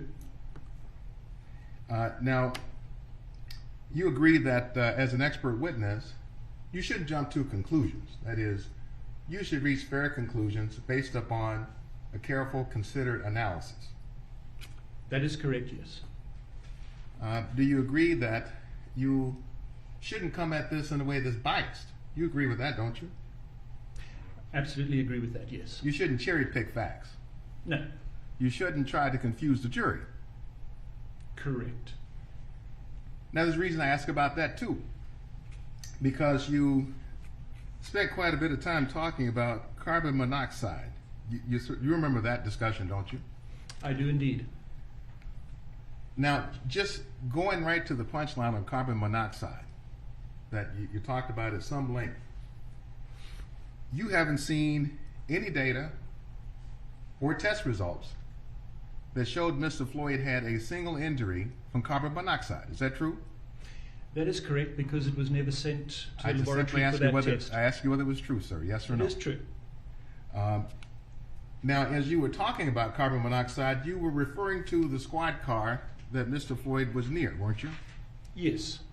Have you ever laid eyes, I don't mean pictures, physically, on the squad car that you were referring to? I have not. Do you know whether it has a single exhaust or a double exhaust? The information that I was provided, it has a double exhaust with twin exhaust pipes on each side, so it has 4 exhausts. Right. Now, did you know the make and the model of the car? It is a Ford Explorer Interceptor. Is it a hybrid? Yes, it is. Okay. Now, did you see any air monitoring data that actually would give you any information as to what amount of carbon monoxide, if any, would have been in Mr. Floyd's breathing zone? No, because it was not tested. It was a yes or no question. You haven't seen any, have you? I have not seen any data. And you didn't go yourself to try to do anything akin to air monitoring, air sampling to simulate what Mr. Floyd might have been exposed to in proximity of a similar vehicle. You didn't do that, did you? Judge, could we have a sidebar?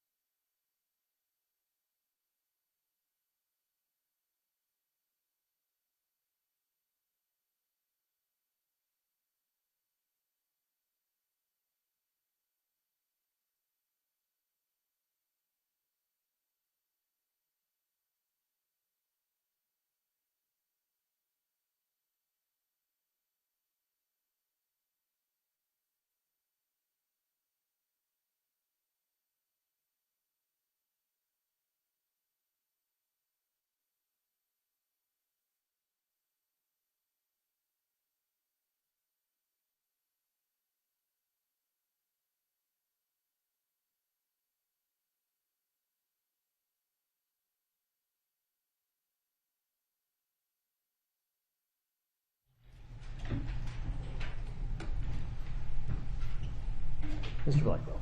Thank you, Your Honor.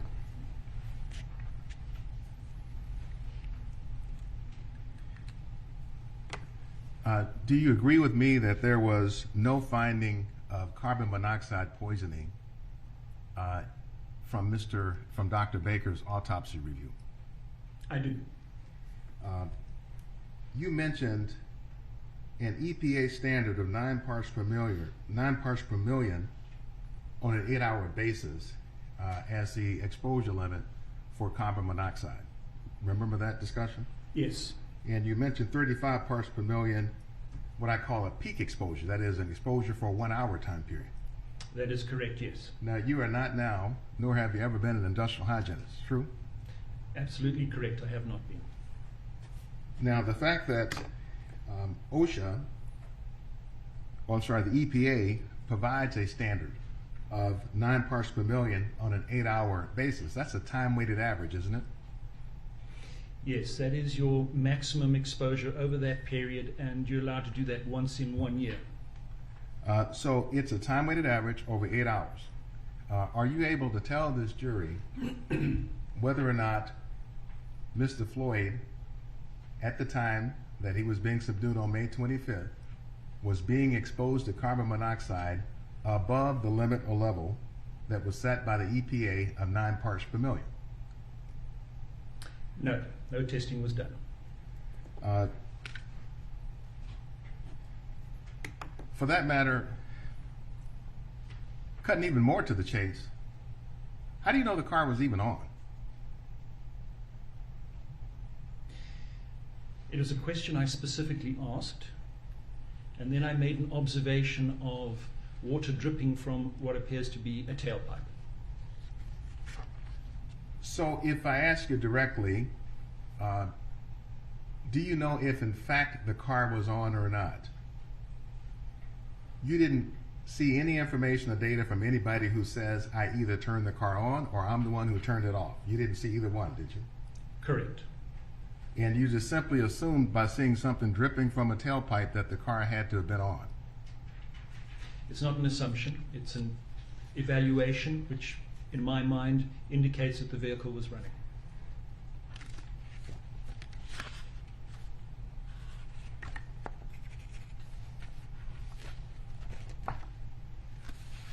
You mentioned carbon monoxide studies.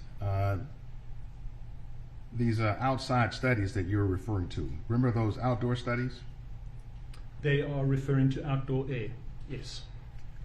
You referenced a total of 2 studies, true? The carbon monoxide, which studies are you referring to? I'm referring to the San Antonio study. I'm sorry, 3. Well, San Antonio study, the DeMaio, and then the Polish study? So the DeMaio and San Antonio are one in the same. Okay.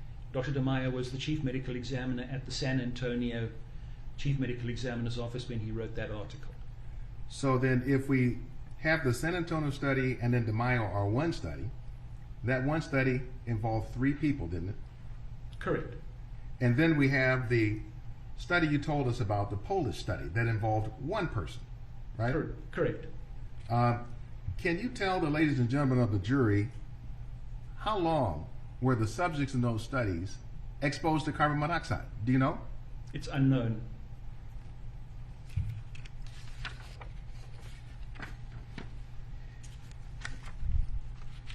Now, I had another issue that I wanted to raise, again, under this heading of the jury not being confused. And this relates to the white substance that you were referring to in the mouth of Mr. Floyd. Remember that discussion? Yes. And so it started with the white substance in his mouth, and I think it ended with talking about a partially digested pill in a car. Remember that? Yes, I do. I'd like to show you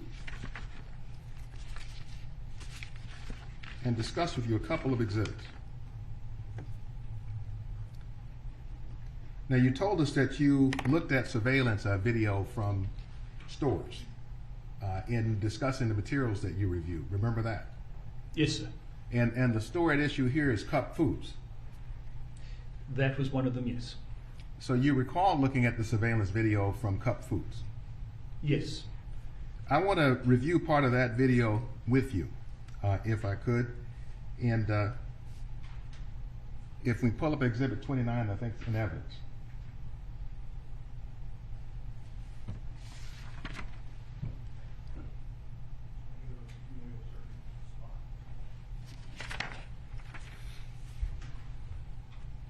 Just one moment, John.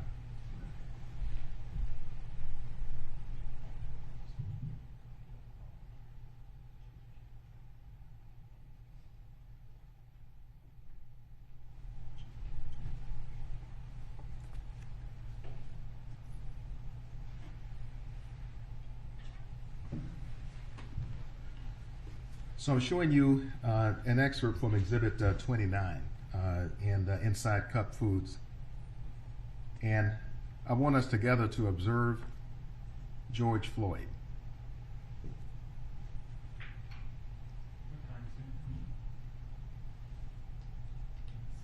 Yeah, 7:41 and then 42. You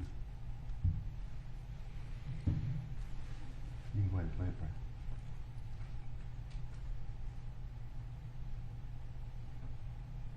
And could you zoom in on Mr. Altiste on George Floyd and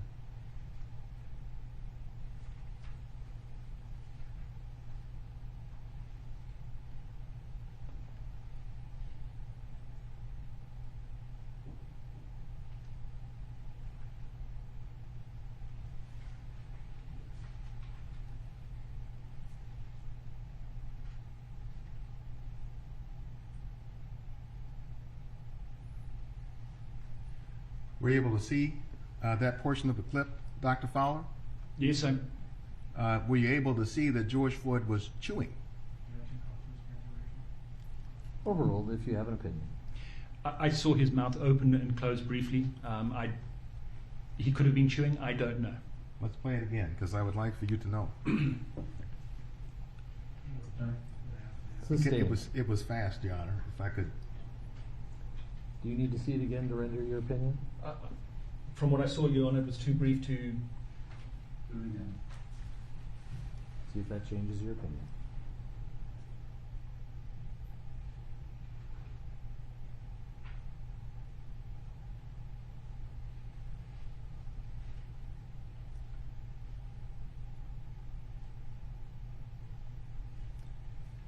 All right, now I want to show you a couple of stills.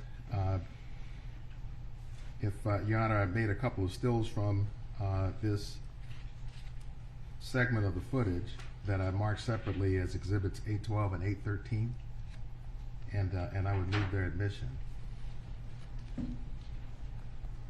Any objection? No, Your Honor. 812 and 813 are received. So if you put up 812, Brad? And could you zoom in again on George Floyd?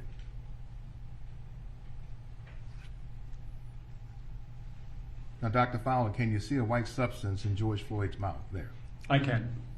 And doesn't it look remarkably similar to the white substance that you were talking about when you were discussing the photograph with the gun pointed at him in the car when he was first approached by the police? Yes, it looks very similar. Is it your understanding that when Mr. Floyd left Cup Foods, he went out across the street to sit in the vehicle? Yes. And next he was then approached by the police sitting in the vehicle, right? I believe he was first approached by the clerks from the store, and then he was approached by the police subsequently. So would it be fair to say, in order to say that the white substance in Mr. Floyd's mouth was a pill, in light of what you've seen, that would be jumping to a conclusion, wouldn't it?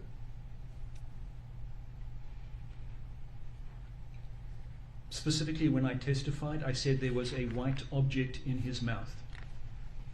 That's all I could discern from that, and I remember saying that under direct. So you are not then either telling or suggesting to the jury that the white substance was a pill, are you? I never said it was a pill. I carefully said that I could see a white structure in his mouth. Dr. Fowler, if you just answer And I did not want to classify it, and I didn't classify if you just answer my question. Yes. You're not either telling or suggesting to the jury that the white substance was a pill, are you? No, I never did. One other thing, under the heading of not wanting to confuse the jury.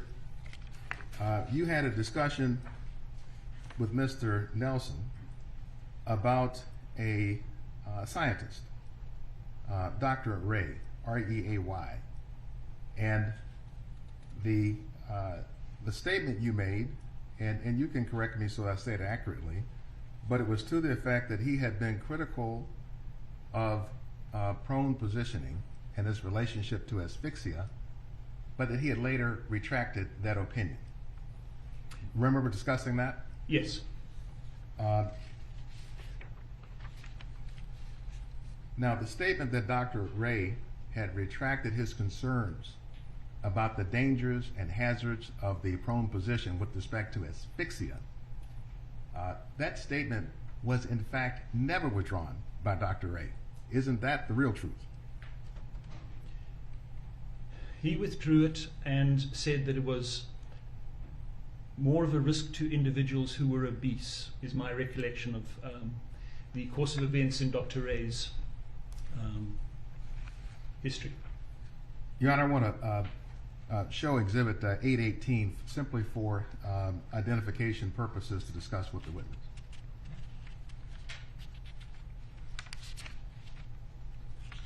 So let me show you first. This is an affidavit from Dr. Ray. And if you look on the second page, if you have that, Mr. Eltis, do you see where he has signed it here and dated it? Donald Ray.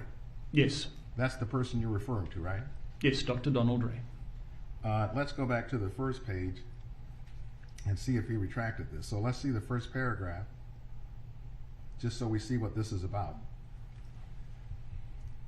Statement written by Donald Ray and sent to Charlie Miller in June of 1998. In the November issue of the Annals of Emergency Medicine, Chan et al. Published a paper entitled Restraint Position and Positional Asphyxia. This is one of the studies that you were referencing earlier today, isn't it? Yes. If we go down, Brett, 2 paragraphs to the I readily acknowledge.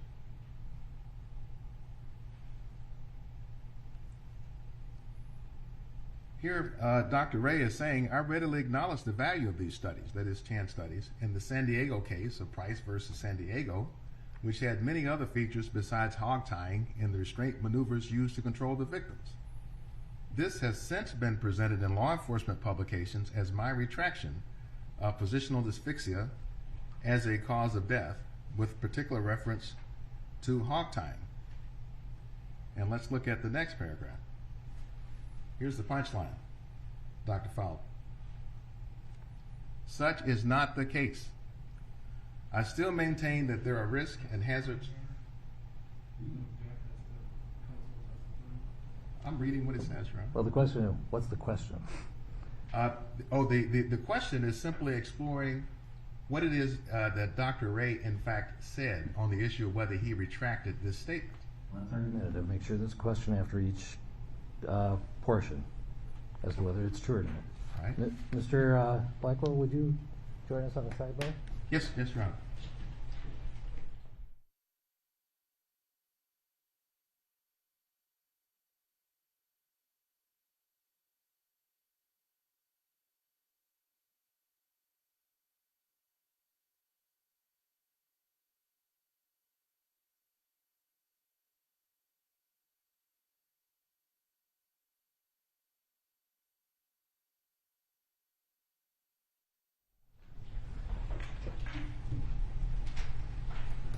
So if you could re-ask the question, just so we're clear. Yeah, sorry, Your Honor.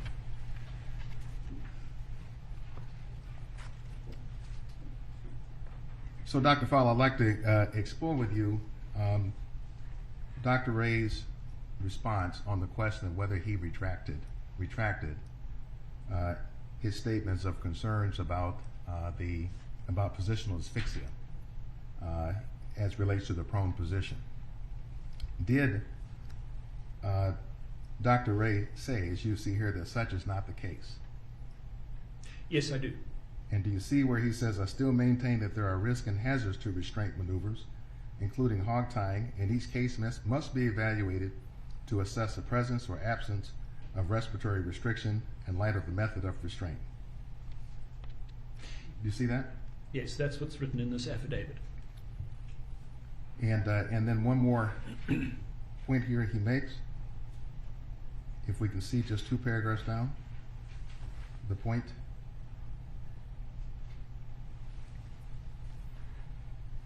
He says here, do you see this? The point is that street deaths are much different than controlled investigations.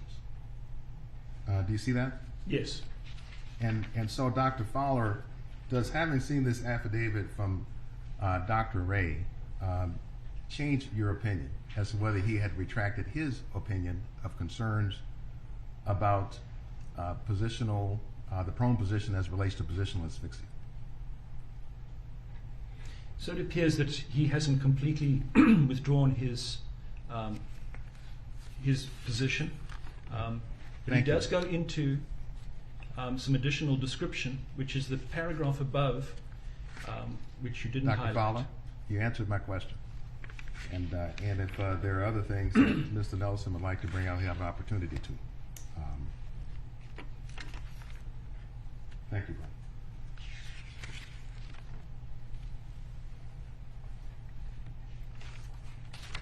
Now let's talk for just a moment about your areas of expertise. We know that you are a forensic pathologist, sir, but you're not a toxicologist, or you don't have a degree in toxicology.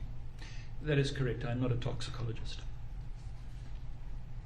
And to be clear for the jury, as a forensic pathologist, you don't treat patients. Correct. We have heard from a pulmonologist who's also a respiratory physiologist. You're not a pulmonologist or a respiratory physiologist. True? That is true. So you never measured anybody's respiration, that is their breathing, as a part of your work as a forensic pathologist? No, I have not. You're not a cardiologist, obviously. No.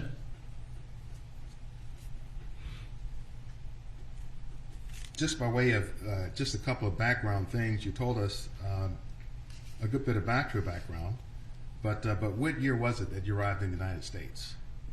I believe it was 1991. And in what year did you retire? December 31st, 2019. You told us quite a good bit about the forensic panel, and you're employed as a consultant by the forensic panel. Is that a fair description? Yes. Now, to be clear for the jurors so they're not confused, the forensic panel is not a nonprofit, is it? No, it's not a non-profit.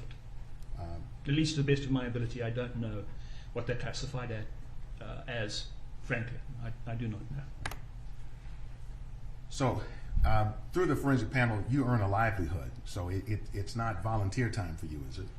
No, I get compensated by the hour. And the forensic panel then is not a governmental body, Correct, it's an independent organization.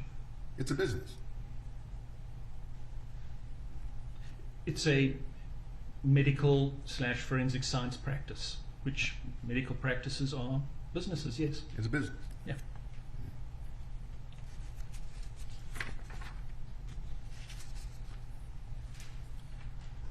So I want to talk with you a bit about asphyxial deaths. It's been what we've been referring to as deaths caused by low oxygen.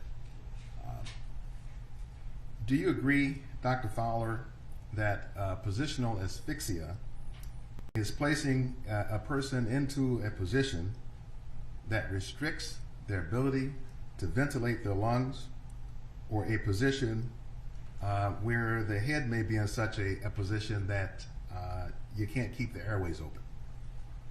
That is correct, yes. And then at the end of the day, in positional asphyxia, what gets restricted is a person's ability to oxygenate their blood because of the position they're in, correct? That is correct, yes. Doctor, there are two component methods of ventilating the lungs. One is to move your ribs, and the other is to be able to move your diaphragm. Is that true? That is true, yes. But the key thing for breathing is that you'll be able to expand your chest. If you can't expand your chest, you can't breathe. Correct, you need to expand the capacity of the chest cavity so that the lungs draw air in as part of the process. You know, I'd like to focus with you for a moment on the first roughly 5 minutes that Mr. Floyd was on the ground as part of the subdual and the restraint under Mr. Chauvin. Did you analyze where Mr. Chauvin's knees were relative to the positioning of Mr. Floyd's body in that first 5 minutes? I did review the positioning, yes. Would you agree with me that for over half of that time period, Mr. Chauvin's left knee was on the neck, and his right knee is at times on the back, and at other times on his left arm, or pushed in against his left side? That is correct. Those are all the positions that I observed the knee in, the right knee, during that period of time.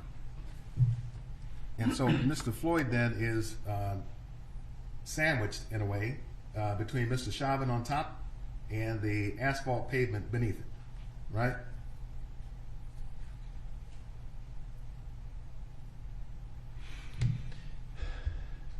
Yes, if you... It's a yes or no question. Yes.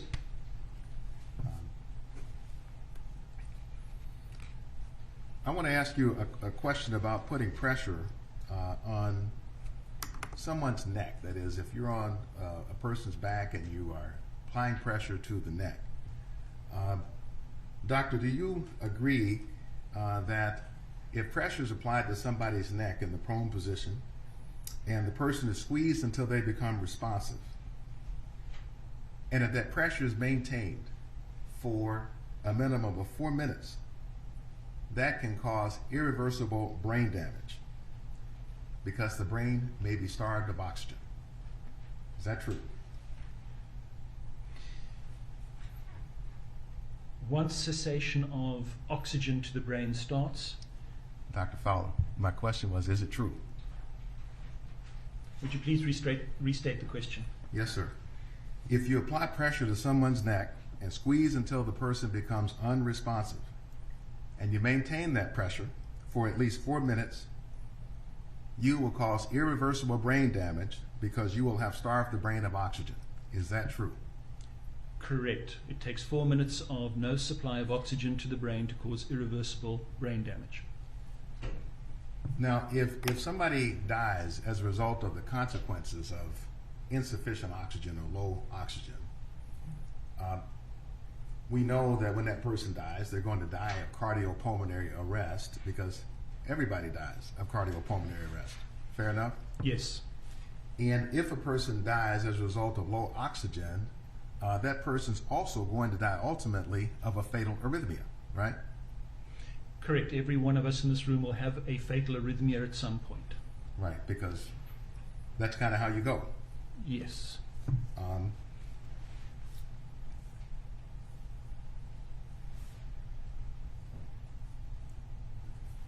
So I want to talk about the role of sort of physical activity, struggle, if you will, on the oxygen stores or reserves when somebody may be in the prone position. Do you agree that when somebody's involved in a pretty vigorous physical confrontation, they would certainly have what's referred to as an oxygen deficit? Yes. Any kind of exertion, you build up a degree of lactic acid and other metabolites that need to be removed from the body, and the term oxygen debt is used more in the lay environment, but yes, you have some makeup to do. And because you're using up your oxygen reserves then? Somewhat, but it's also more generation of the metabolic byproducts from the actual activity as well. Well, would you agree that somebody with an oxygen deficit who is involved in a vigorous physical confrontation would be more susceptible to positional asphyxia than would otherwise be the case? Do you agree with that? Yes. It would be more difficult for them to regain their, to get rid of the metabolic byproducts of the activities that occurred before. And would you agree then that a person with an oxygen deficit or debt is more prone to any kind of asphyxia than a person completely at rest? Do you agree with that? Yes, a fully oxygenated person at rest would certainly be at no risk of, or not no, but a substantially lower level of risk of an arrhythmia compared to somebody who has been exercised hard. Dr. Fowler, are you familiar with a text known as Spitz and Fisher? Yes. Pretty big. This is a standard text for medical examiners, isn't it? It's certainly one of the recommended books that fellows in forensic pathology will review as part of their training, yes. And it's one you've in the past referred to as a reliable text. Yes. It is handed out to all forensic pathologists in training as just a standard text. Again, it's recommended that they use that as one of their references. And you aware that this text on medical legal investigation of death, it contains sections on deaths by asphyxia, doesn't it? Yes. And do you agree that for death by positional asphyxia, that is death caused by low or insufficient oxygen, that the causes for that may be what's referred to as endless? Yes. Hence the complexity of these particular cases. So you spoke with Mr. Nelson about the fact that on autopsy, when somebody dies of asphyxia or insufficient oxygen, you might see injuries to the ribs or to the vertebrae that indicate the type of restraint, or at least how the asphyxia came about. You might see that, right? Yes. You might see what we refer to as traumatic manifestations, things like bruises, evidence of injuries on autopsy. You might see those, right? Yes, absolutely. Do you agree, Dr. Fowler, that the majority of cases where somebody dies of asphyxia are very subtle and in fact, no traumatic manifestations are visible at all. That is correct, depending on the circumstances. And what I mean by that is that there isn't necessarily any evidence, any physical evidence on autopsy of what it is that caused the low oxygen in the majority of cases, right? In a substantial number of the cases, I'm not sure it's absolutely the majority. Brett, could you skip to page 828?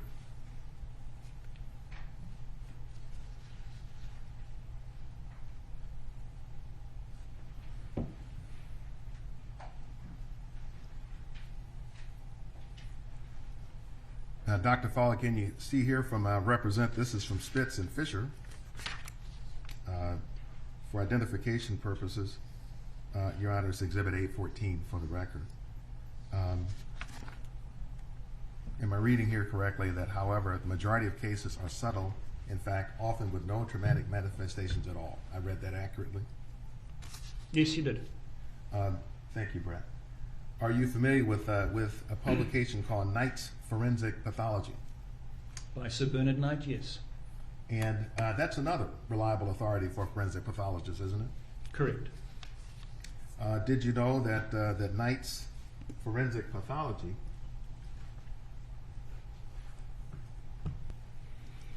also has a chapter on suffocation and asphyxia? Yes. That doesn't surprise you, does it? Doesn't surprise me, and I've seen it. And that is Exhibit 815, just for identification purposes. And I want to show you what's said at page 354. This is taken from Knight's. Knight's, it says, there are no truly distinctive autopsy signs of pure hypoxia, and most of the alleged criteria are caused by factors other than a lack of oxygen. Did I read that accurately?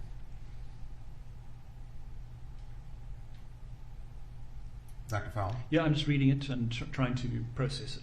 I apologize. Oh, I'm sorry. No, please. Take your time. Yes, that's what it says.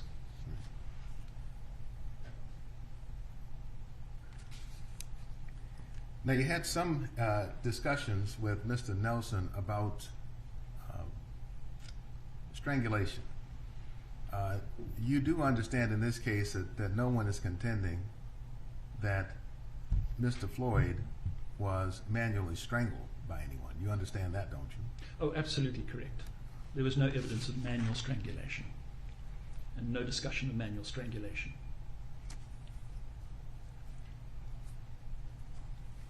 Dr. Fowler, do you agree that with respect to positional asphyxia, the diagnosis of positional asphyxia is one that is made by investigation, because you won't find an autopsy finding that necessarily, specifically tells you why the person is asphyxiated?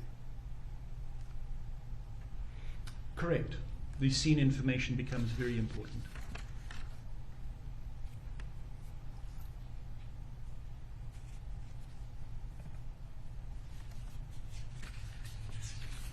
Now, you spent quite a bit of time talking about the prone position studies, and I've referenced them just a few minutes ago by Chan and others. Let me ask you a couple of other questions just about those studies and to try to correlate them to this case. Is it true, Dr. Fowler, that none of the prone restraint studies that you referred to actually studied subjects who had someone's knee on their neck in the prone position? Is that true? That is true. None of the studies went for as long as 9 minutes and 29 seconds. Is that true? That is true.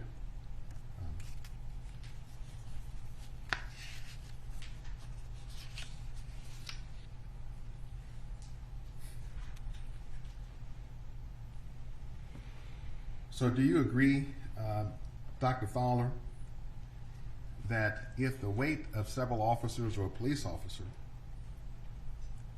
is put on the actual torso and abdominal areas of a person in police custody, that can cause compressional or positional asphyxia. Do you agree with that?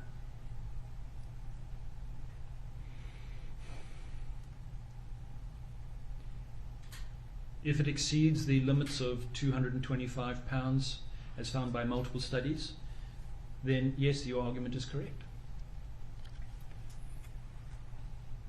Could I show Brett Exhibit 808 for identification purposes?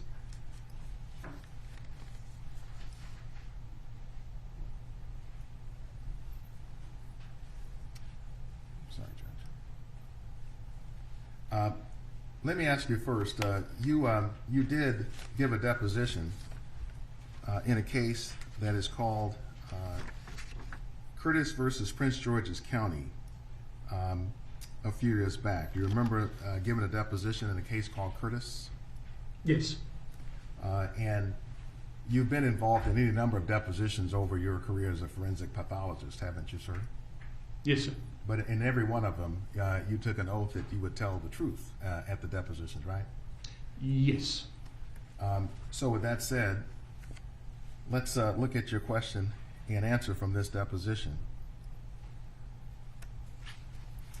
Question: what would it take a police officer to do in that situation to cause compressional or positional asphyxia?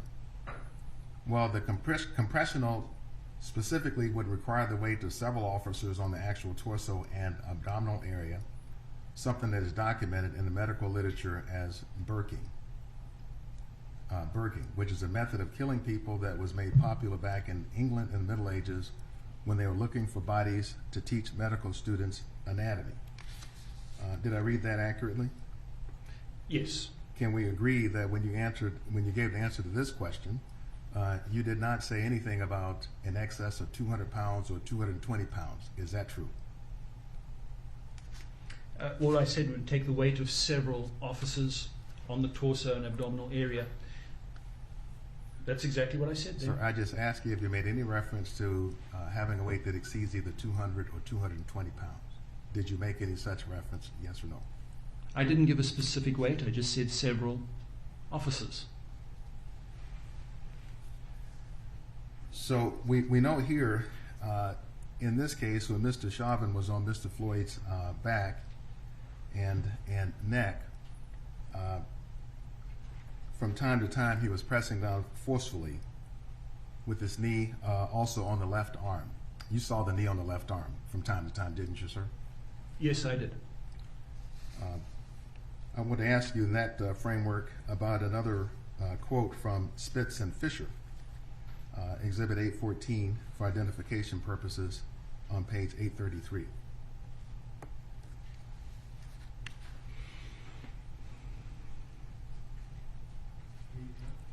I'm sorry, sir. What page? 833.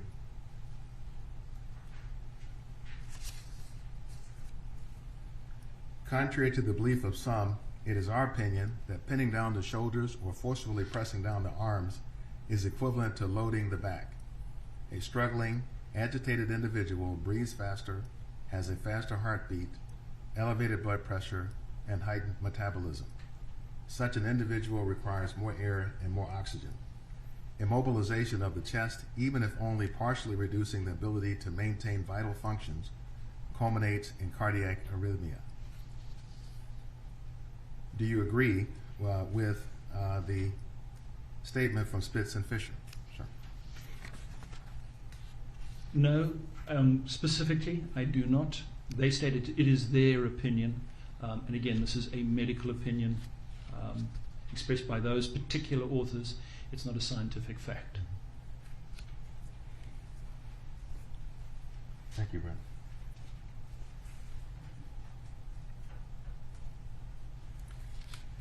Dr. Fowler, do you agree that with Mr. Floyd in a prone stomach down position, with Mr. Chauvin applying some pressure to the neck and pressure to the torso in a downward position, that these forces would be symbiotic? They would actually add together. Is that true?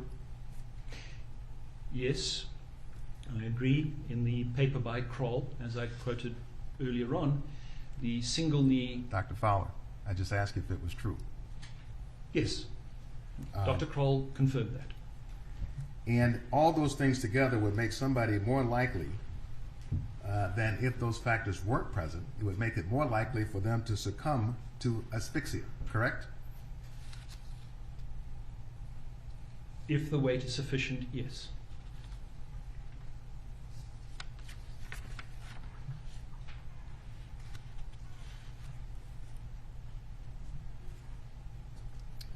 You told us, Dr. Fowler, that you had been able to catch some of the testimony at the trial from some of the other medical persons who testified.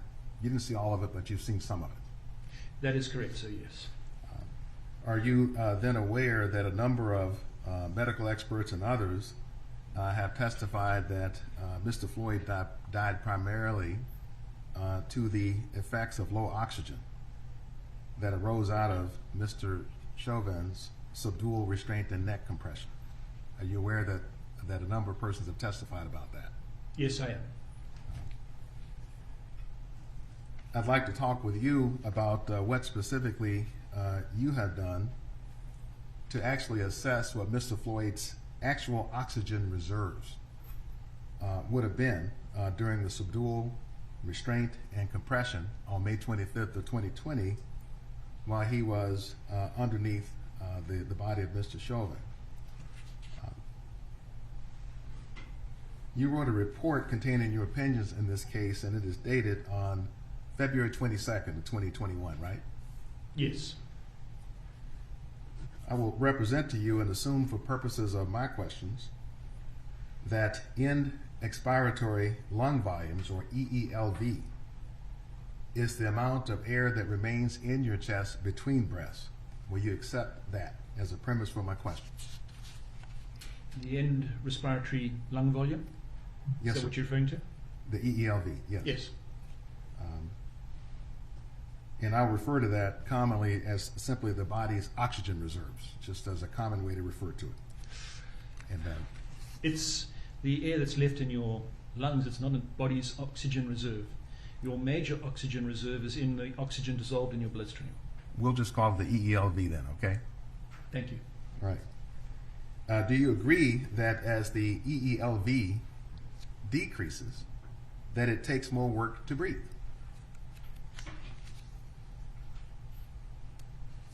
I believe so, yes.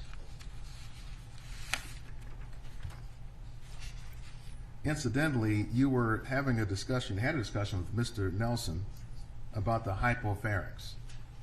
You recall that discussion? Yes. Now, the report that you prepared in this case was 31 pages or thereabouts. Fair enough? Yes. Can we agree that the word hypopharynx doesn't appear in your report in any of the 31 pages expressing your opinions, does it? That is correct. Now, you had made some comments earlier that you couldn't find anything in the literature about whether the hypopharynx may be impeded by restraints on the back. Do you recall that discussion? Yes. And I take it you went to look at forensic pathology studies in that regard, didn't you? I searched the general literature and forensic pathology sources, yes. Did you look actually in physiology journals, sir? That I would consider to be part of the general medical literature. So yes, you did look in physiology journals. I searched broadly for it. I don't know whether it's... I did not specifically focus on look in physiology journals only. Well, I don't want to confuse the jury now. Do you? No. Do you? I'm sorry, Judge. Sidebar, please.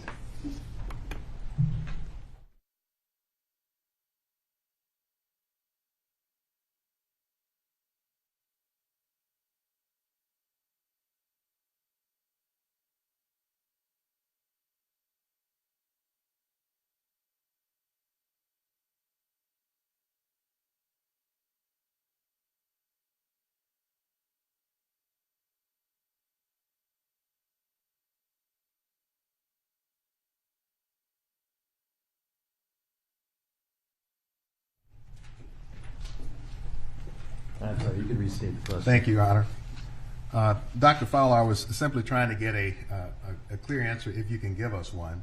Do you have a specific recollection of actually looking at physiology journals on the question of the relationship between the hypopharynx and the ability to breathe? I specifically did a PubMed search, which includes human physiology journals, and nothing came up on my search. So therefore I did not read any physiology journals on this because nothing came up in the search. So, Dr. Fowler, did you calculate quantitatively and include in your report what Mr. Floyd's EELV was while he was sitting on the sidewalk before the subdual and restraint began on the ground? No, I don't believe I did. Did you calculate and record the amount of air he took in with each breath at any point in time, either before or during the subdual and restraint on the ground? No. Did you do any quantitative assessment in your report for the time while he was sitting on the sidewalk by the Dragon Walk, or whether his breathing, his EELV was either normal or whether it was abnormal? No, I did not. Incidentally, if his EELV was 89, that is 89 millimeters of mercury, would you agree that that would have been normal then, before the time of his subdual and restraint on the ground? I typically do not do pulmonary medicine, so the exact ranges of human beings are not something that I classically keep in my head, so I don't know that number, Counselor. When Mr. Floyd then was laid prone on the street, when he's face down, did you do any calculations of what any reduction may have been in his EELV due to him being placed in a prone position? No. When Mr. Chauvin had his knees on Mr. Floyd's back, left arm and left side, did you do any calculations quantitatively for how that weight on the back would have had any impact on his EELV? No, I did not.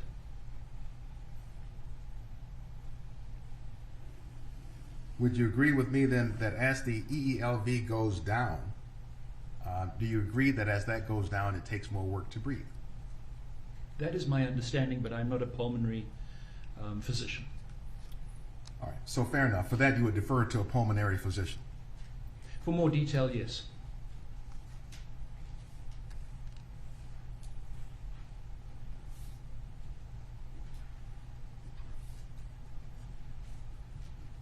Let me ask you this, and you will tell me if I'm asking the wrong person, Dr. Fowler. Would you agree that pressure on the soft side of the neck also narrows the size of the upper airway, the hypopharynx?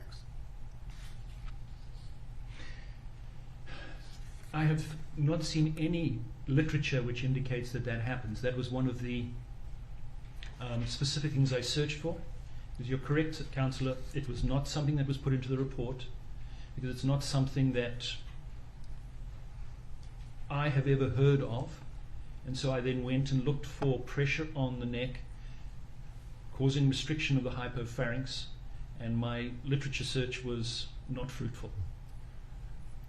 Thank you, Dr. Fowler. If we might show Exhibit 941 that's already in evidence.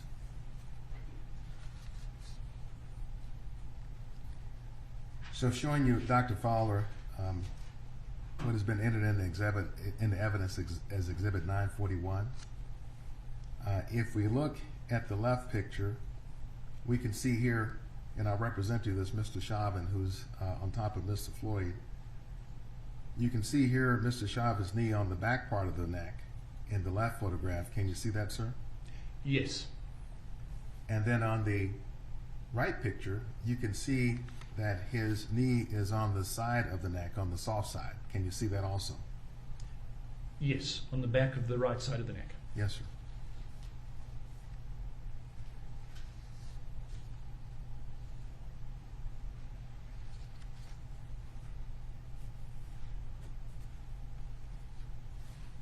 Thank you, Brett.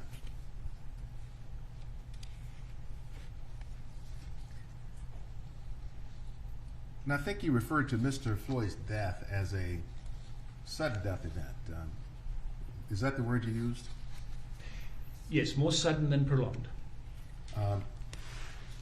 If we focus on the first 5 minutes that Mr. Floyd is restrained on the ground, you were able to see in that 5 minutes, first saw Mr. Floyd just struggling to breathe, right?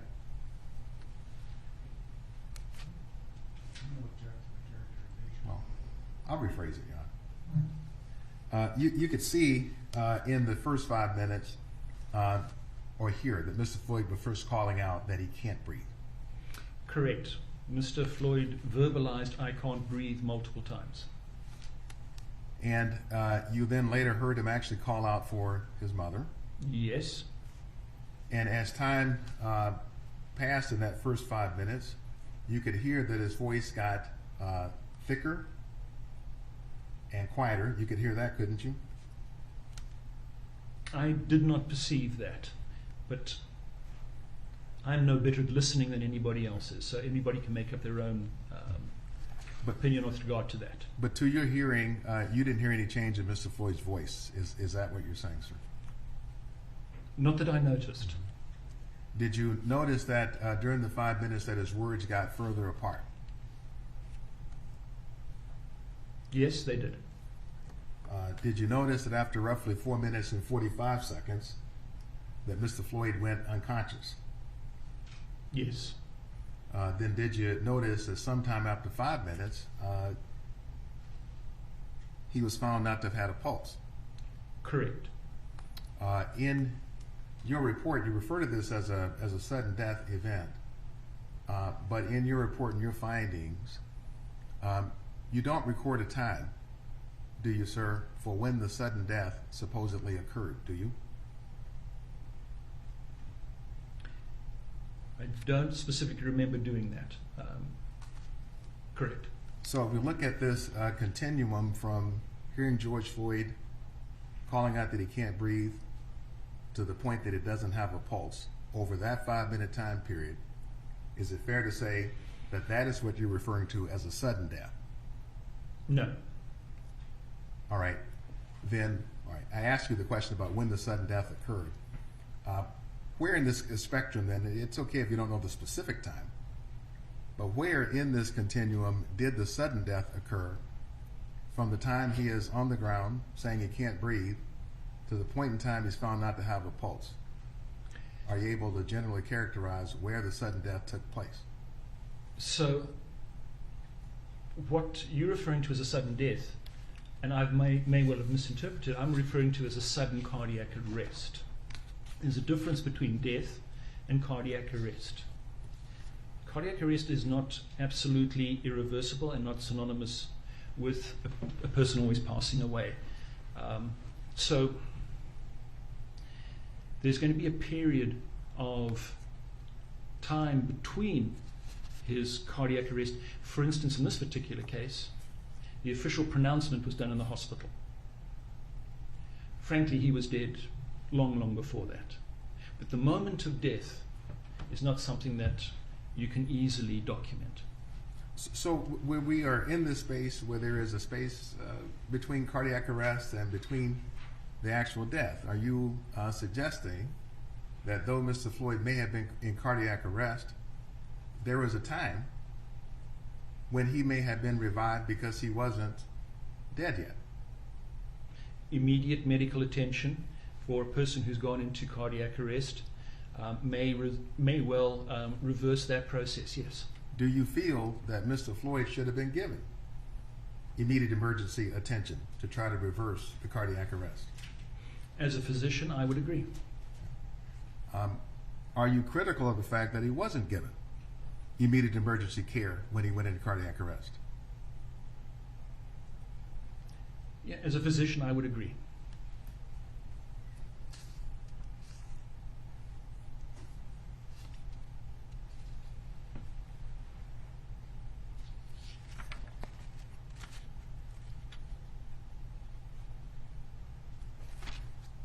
When you were observing the footage of Mr. Floyd after he's gone unconscious, there's a point in time where you see his legs raise up. Do you recall seeing his legs raised at the point after he was unconscious on the ground? Yes. Was that leg raising, was that consistent with what's known as an anoxic seizure?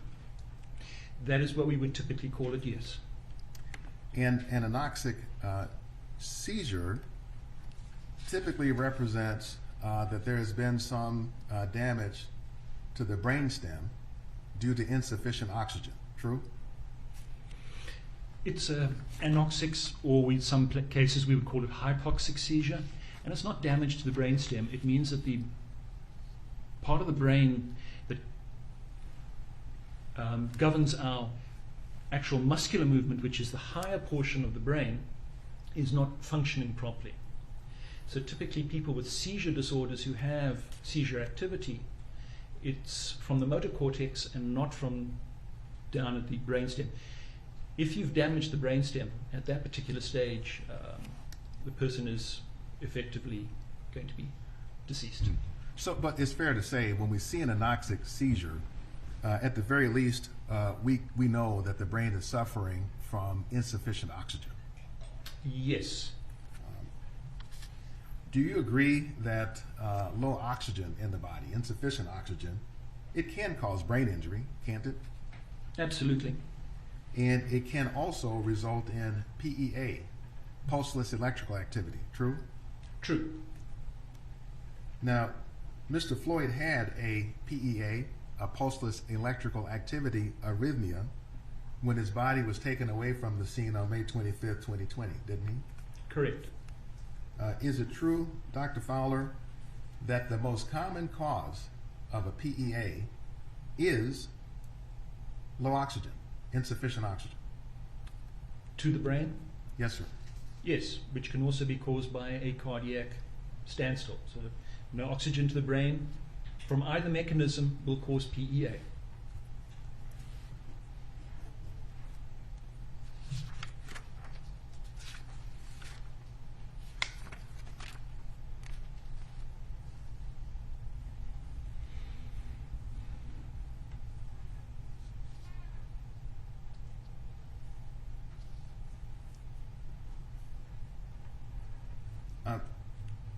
I had a number of questions. I'm kind of thinking through them. I'll just ask you this. I had a number of questions that have to do with whether you did any sort of quantitative measurements about Mr. Floyd's oxygen levels, his EELV, at different points in time, including at what point in time do you think his oxygen stores were completely depleted? I take it, Dr. Fowler, if I have any questions about quantitative measurements about Mr. Floyd's EELV, those would not have been measurements that you would have undertaken for any reason, right? Correct. And to the extent we are looking for such measurements, better to ask either a pulmonologist, a respiratory physiologist, but not necessarily, well, not Dr. Fowler as a forensic pathologist. Fair enough? Fair enough. Forensic pathologists do not typically look at living people who are breathing.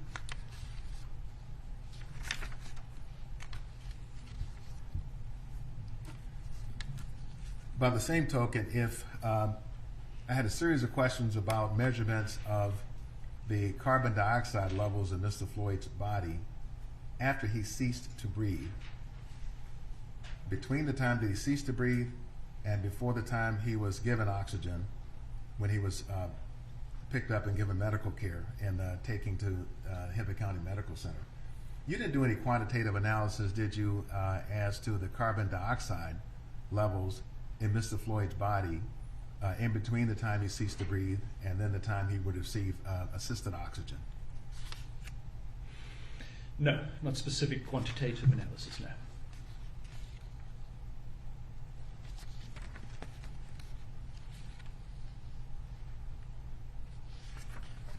Now, you had quite a discussion about the paraganglioma. Remember that discussion? Yes. Do you know we had witnesses who testified who refers to it as an incidentaloma? You ever heard that expression before? Yes. Now, you talked about the paraganglioma potentially being an issue if it were secreting adrenaline, right? Correct. 90% of paragangliomas do not secrete adrenaline. Is that right? Is that right? I think that's probably correct. I don't have that number in my head, but I have no reason to disbelieve that. Now, you're not telling the jury, are you, sir, that Mr. Floyd died from a paraganglioma, are you? No.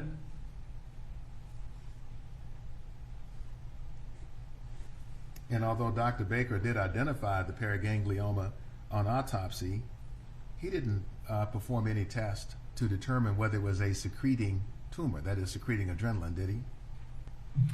Correct. The only way to test those particular tumors is there's two methods to test.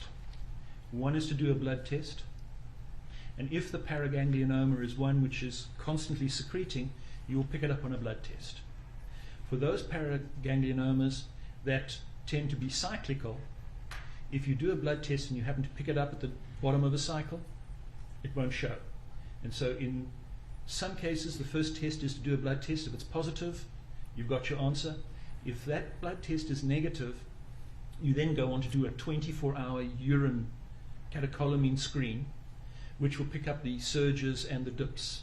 And that is then the second test that would be done in these cases. Neither of them were done. Doctor, just for clarification, is it pronounced paraganglioma or paraganglionoma? I often add in the extra vowel, so it's a paraganglioma. Paraganglioma, sorry. Thank you, Dr. Fowler. Now, is it true that in all the world literature, there have only been 6 reported cases of people who have died from a sudden heart event from adrenaline release from a paraganglioma? Is that true? That's what the literature says, because in many cases it may go completely unrecognized. I just asked if it was true, Dr. Yes, that's Fowler. what's in the literature. Now, one of the signature hallmarks for a paraganglioma is a headache, right? If it is one that does secretion at surge and then dip and surge. So if it's one that constantly secretes a small amount, it will not cause any symptoms at all. Right. But to the extent, we know that amongst the various complaints that Mr. Floyd had about pains, he never did complain about a headache, did he?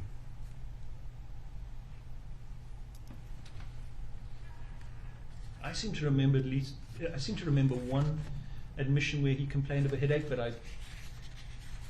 I'm going from memory now, and I am not sure. And here I'm referring to on May 25th of last year. You have a recollection that Mr. Floyd complained of a headache? I know he complained of tooth pain and a few other things, but I can't be sure that he did not complain of a headache. I do not have a clear recollection, Councillor. Right. I won't hold you to that then. Thank you.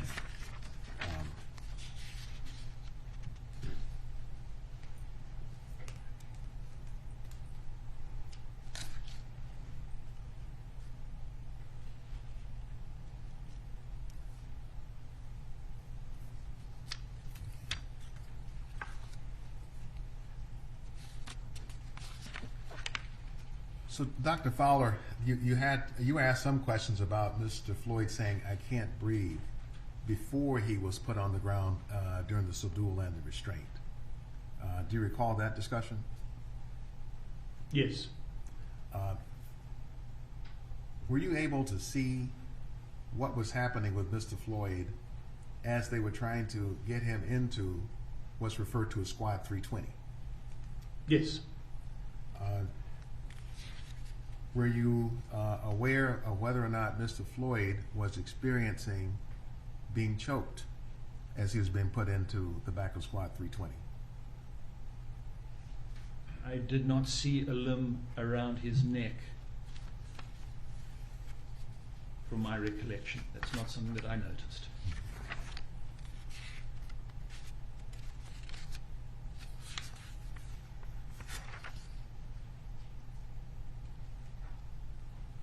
Your Honor and Counsel, I have a couple of stills from Exhibit 43 that's already in. And these are numbered Exhibits 281 and 282. and I would offer those stills from Exhibit 43 already in evidence. Any objection? 281, 282, Counsel? Yes, sir. May I, Your Honor? Just Yeah. No. 281 and 282 are received. thank you, Your Honor. So we could first, Brad, if we could show 282.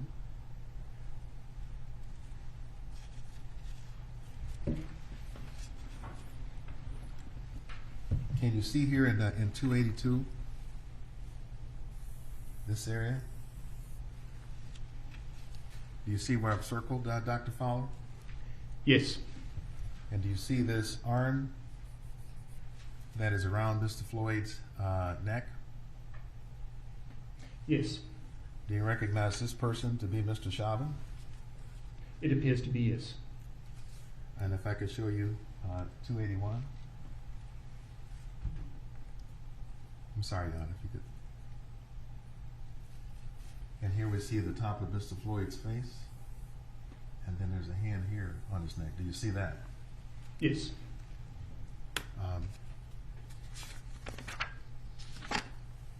And so you, these weren't images or scenes that you had paid special attention to before as you looked at what was going on in Squad 320? You had not seen any arms or anything around Mr. Floyd's neck?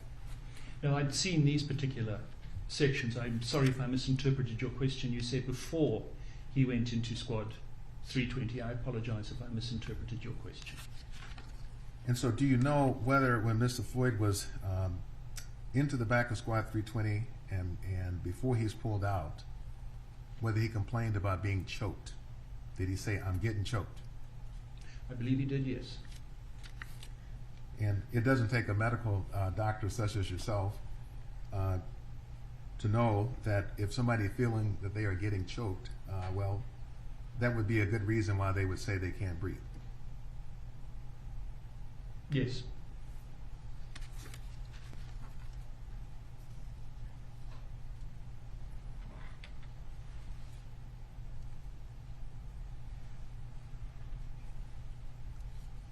I wanted Dr. Fowler to see if you could just clear up a couple of things for me just in the timeline of what happened with respect to Mr. Floyd and restraint on the ground.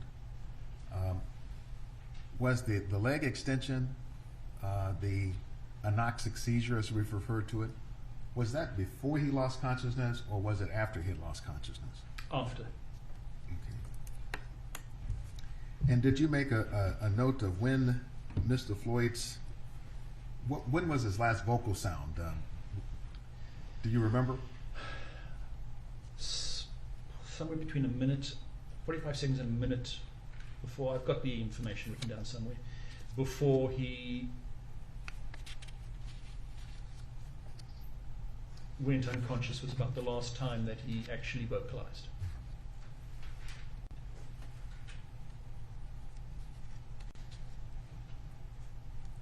If we focus in on the period of the subdual restraint and the neck compression, was there ever a time when, during the 9 minutes and 29 seconds, where you saw Mr. Floyd either sleepy, unarousable, or anything that's akin to being in a coma? So from the period after he has those hypoxic seizures? Or from the time he's first put on the ground, that he's pulled out of the car, Squad 320, he's subdued and restrained on the ground, Mr. Chauvin is on his neck and back. Did you ever see Mr. Floyd at any time manifest either sleepiness, a lack of awareness, that he wasn't arousable, or that sort of thing? No, not until he lost consciousness. And typically, doctor, when somebody passes away from a fentanyl or opioid overdose, one of the hallmarks of that is that they are very sleepy, and they will tend to be unarousable and pass away in essentially a coma, right? Correct. If they are passing away from fentanyl overdose, that's what happens. And Mr. Floyd was manifesting none of those outward symptoms, was he, on the ground? Correct. It does not exclude the fact that it was still having a depressive effect on his respiratory system. Well, before he lost consciousness, his respiration rate, I think you told us that you agree with Dr. Chauvin, was somewhere in the ballpark of 22 breaths a minute, right? Correct. That is normal, isn't it? Yes. If fentanyl was affecting his respiration, then you would expect a respiratory rate that would have been appreciably less than 22 breaths a minute if it's depressing his respiratory system, right? Unless he should have been breathing at 30 at that particular stage because of his exertion and other stressors. And you have no really basis or baseline to suggest that Mr. Floyd should have been breathing at 30 instead of the normal 22, right? A person who is getting short of oxygen to their brain will often increase or usually increase their respiratory rate to more than 30.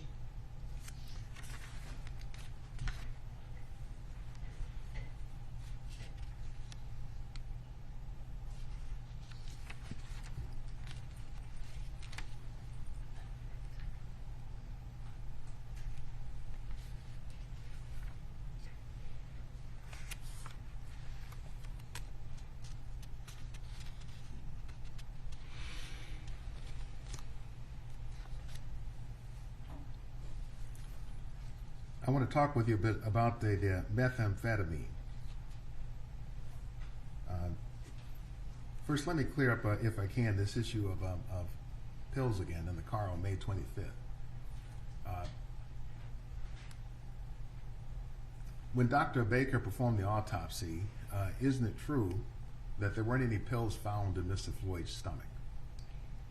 Correct. Dr. Baker did not identify any pill, tablet, call you what you want, residue within the stomach. And obviously any pill that's found in a car is a pill that's not in Mr. Floyd's body. Correct. Whatever the residual amount in those tablets was not in his body.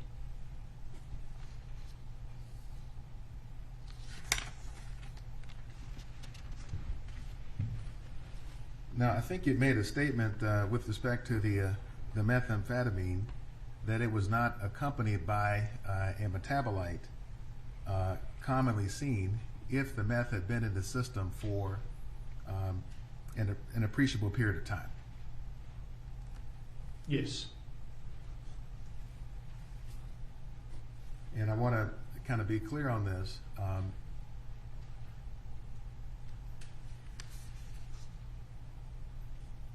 Have you, since making the statement in your report, learned that in fact the metabolite of methamphetamine, that is amphetamine as the metabolite, was present in Mr. Floyd's bloodstream from the toxicology results?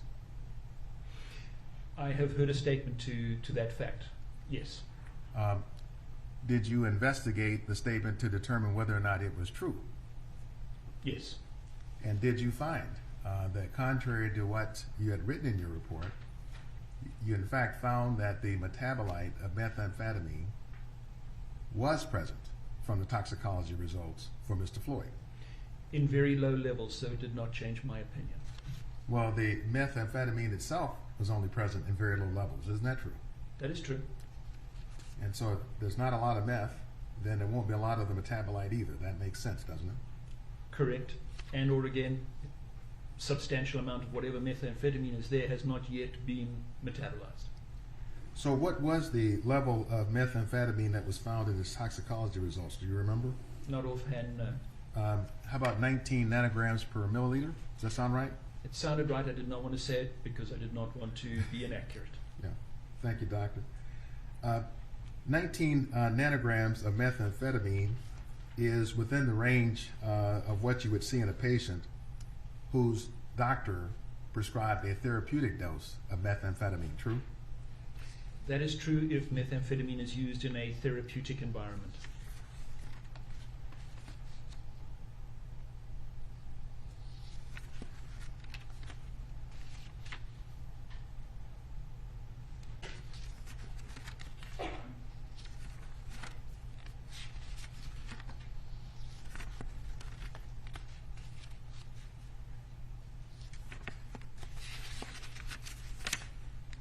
Your Honor, could I have just 1 second?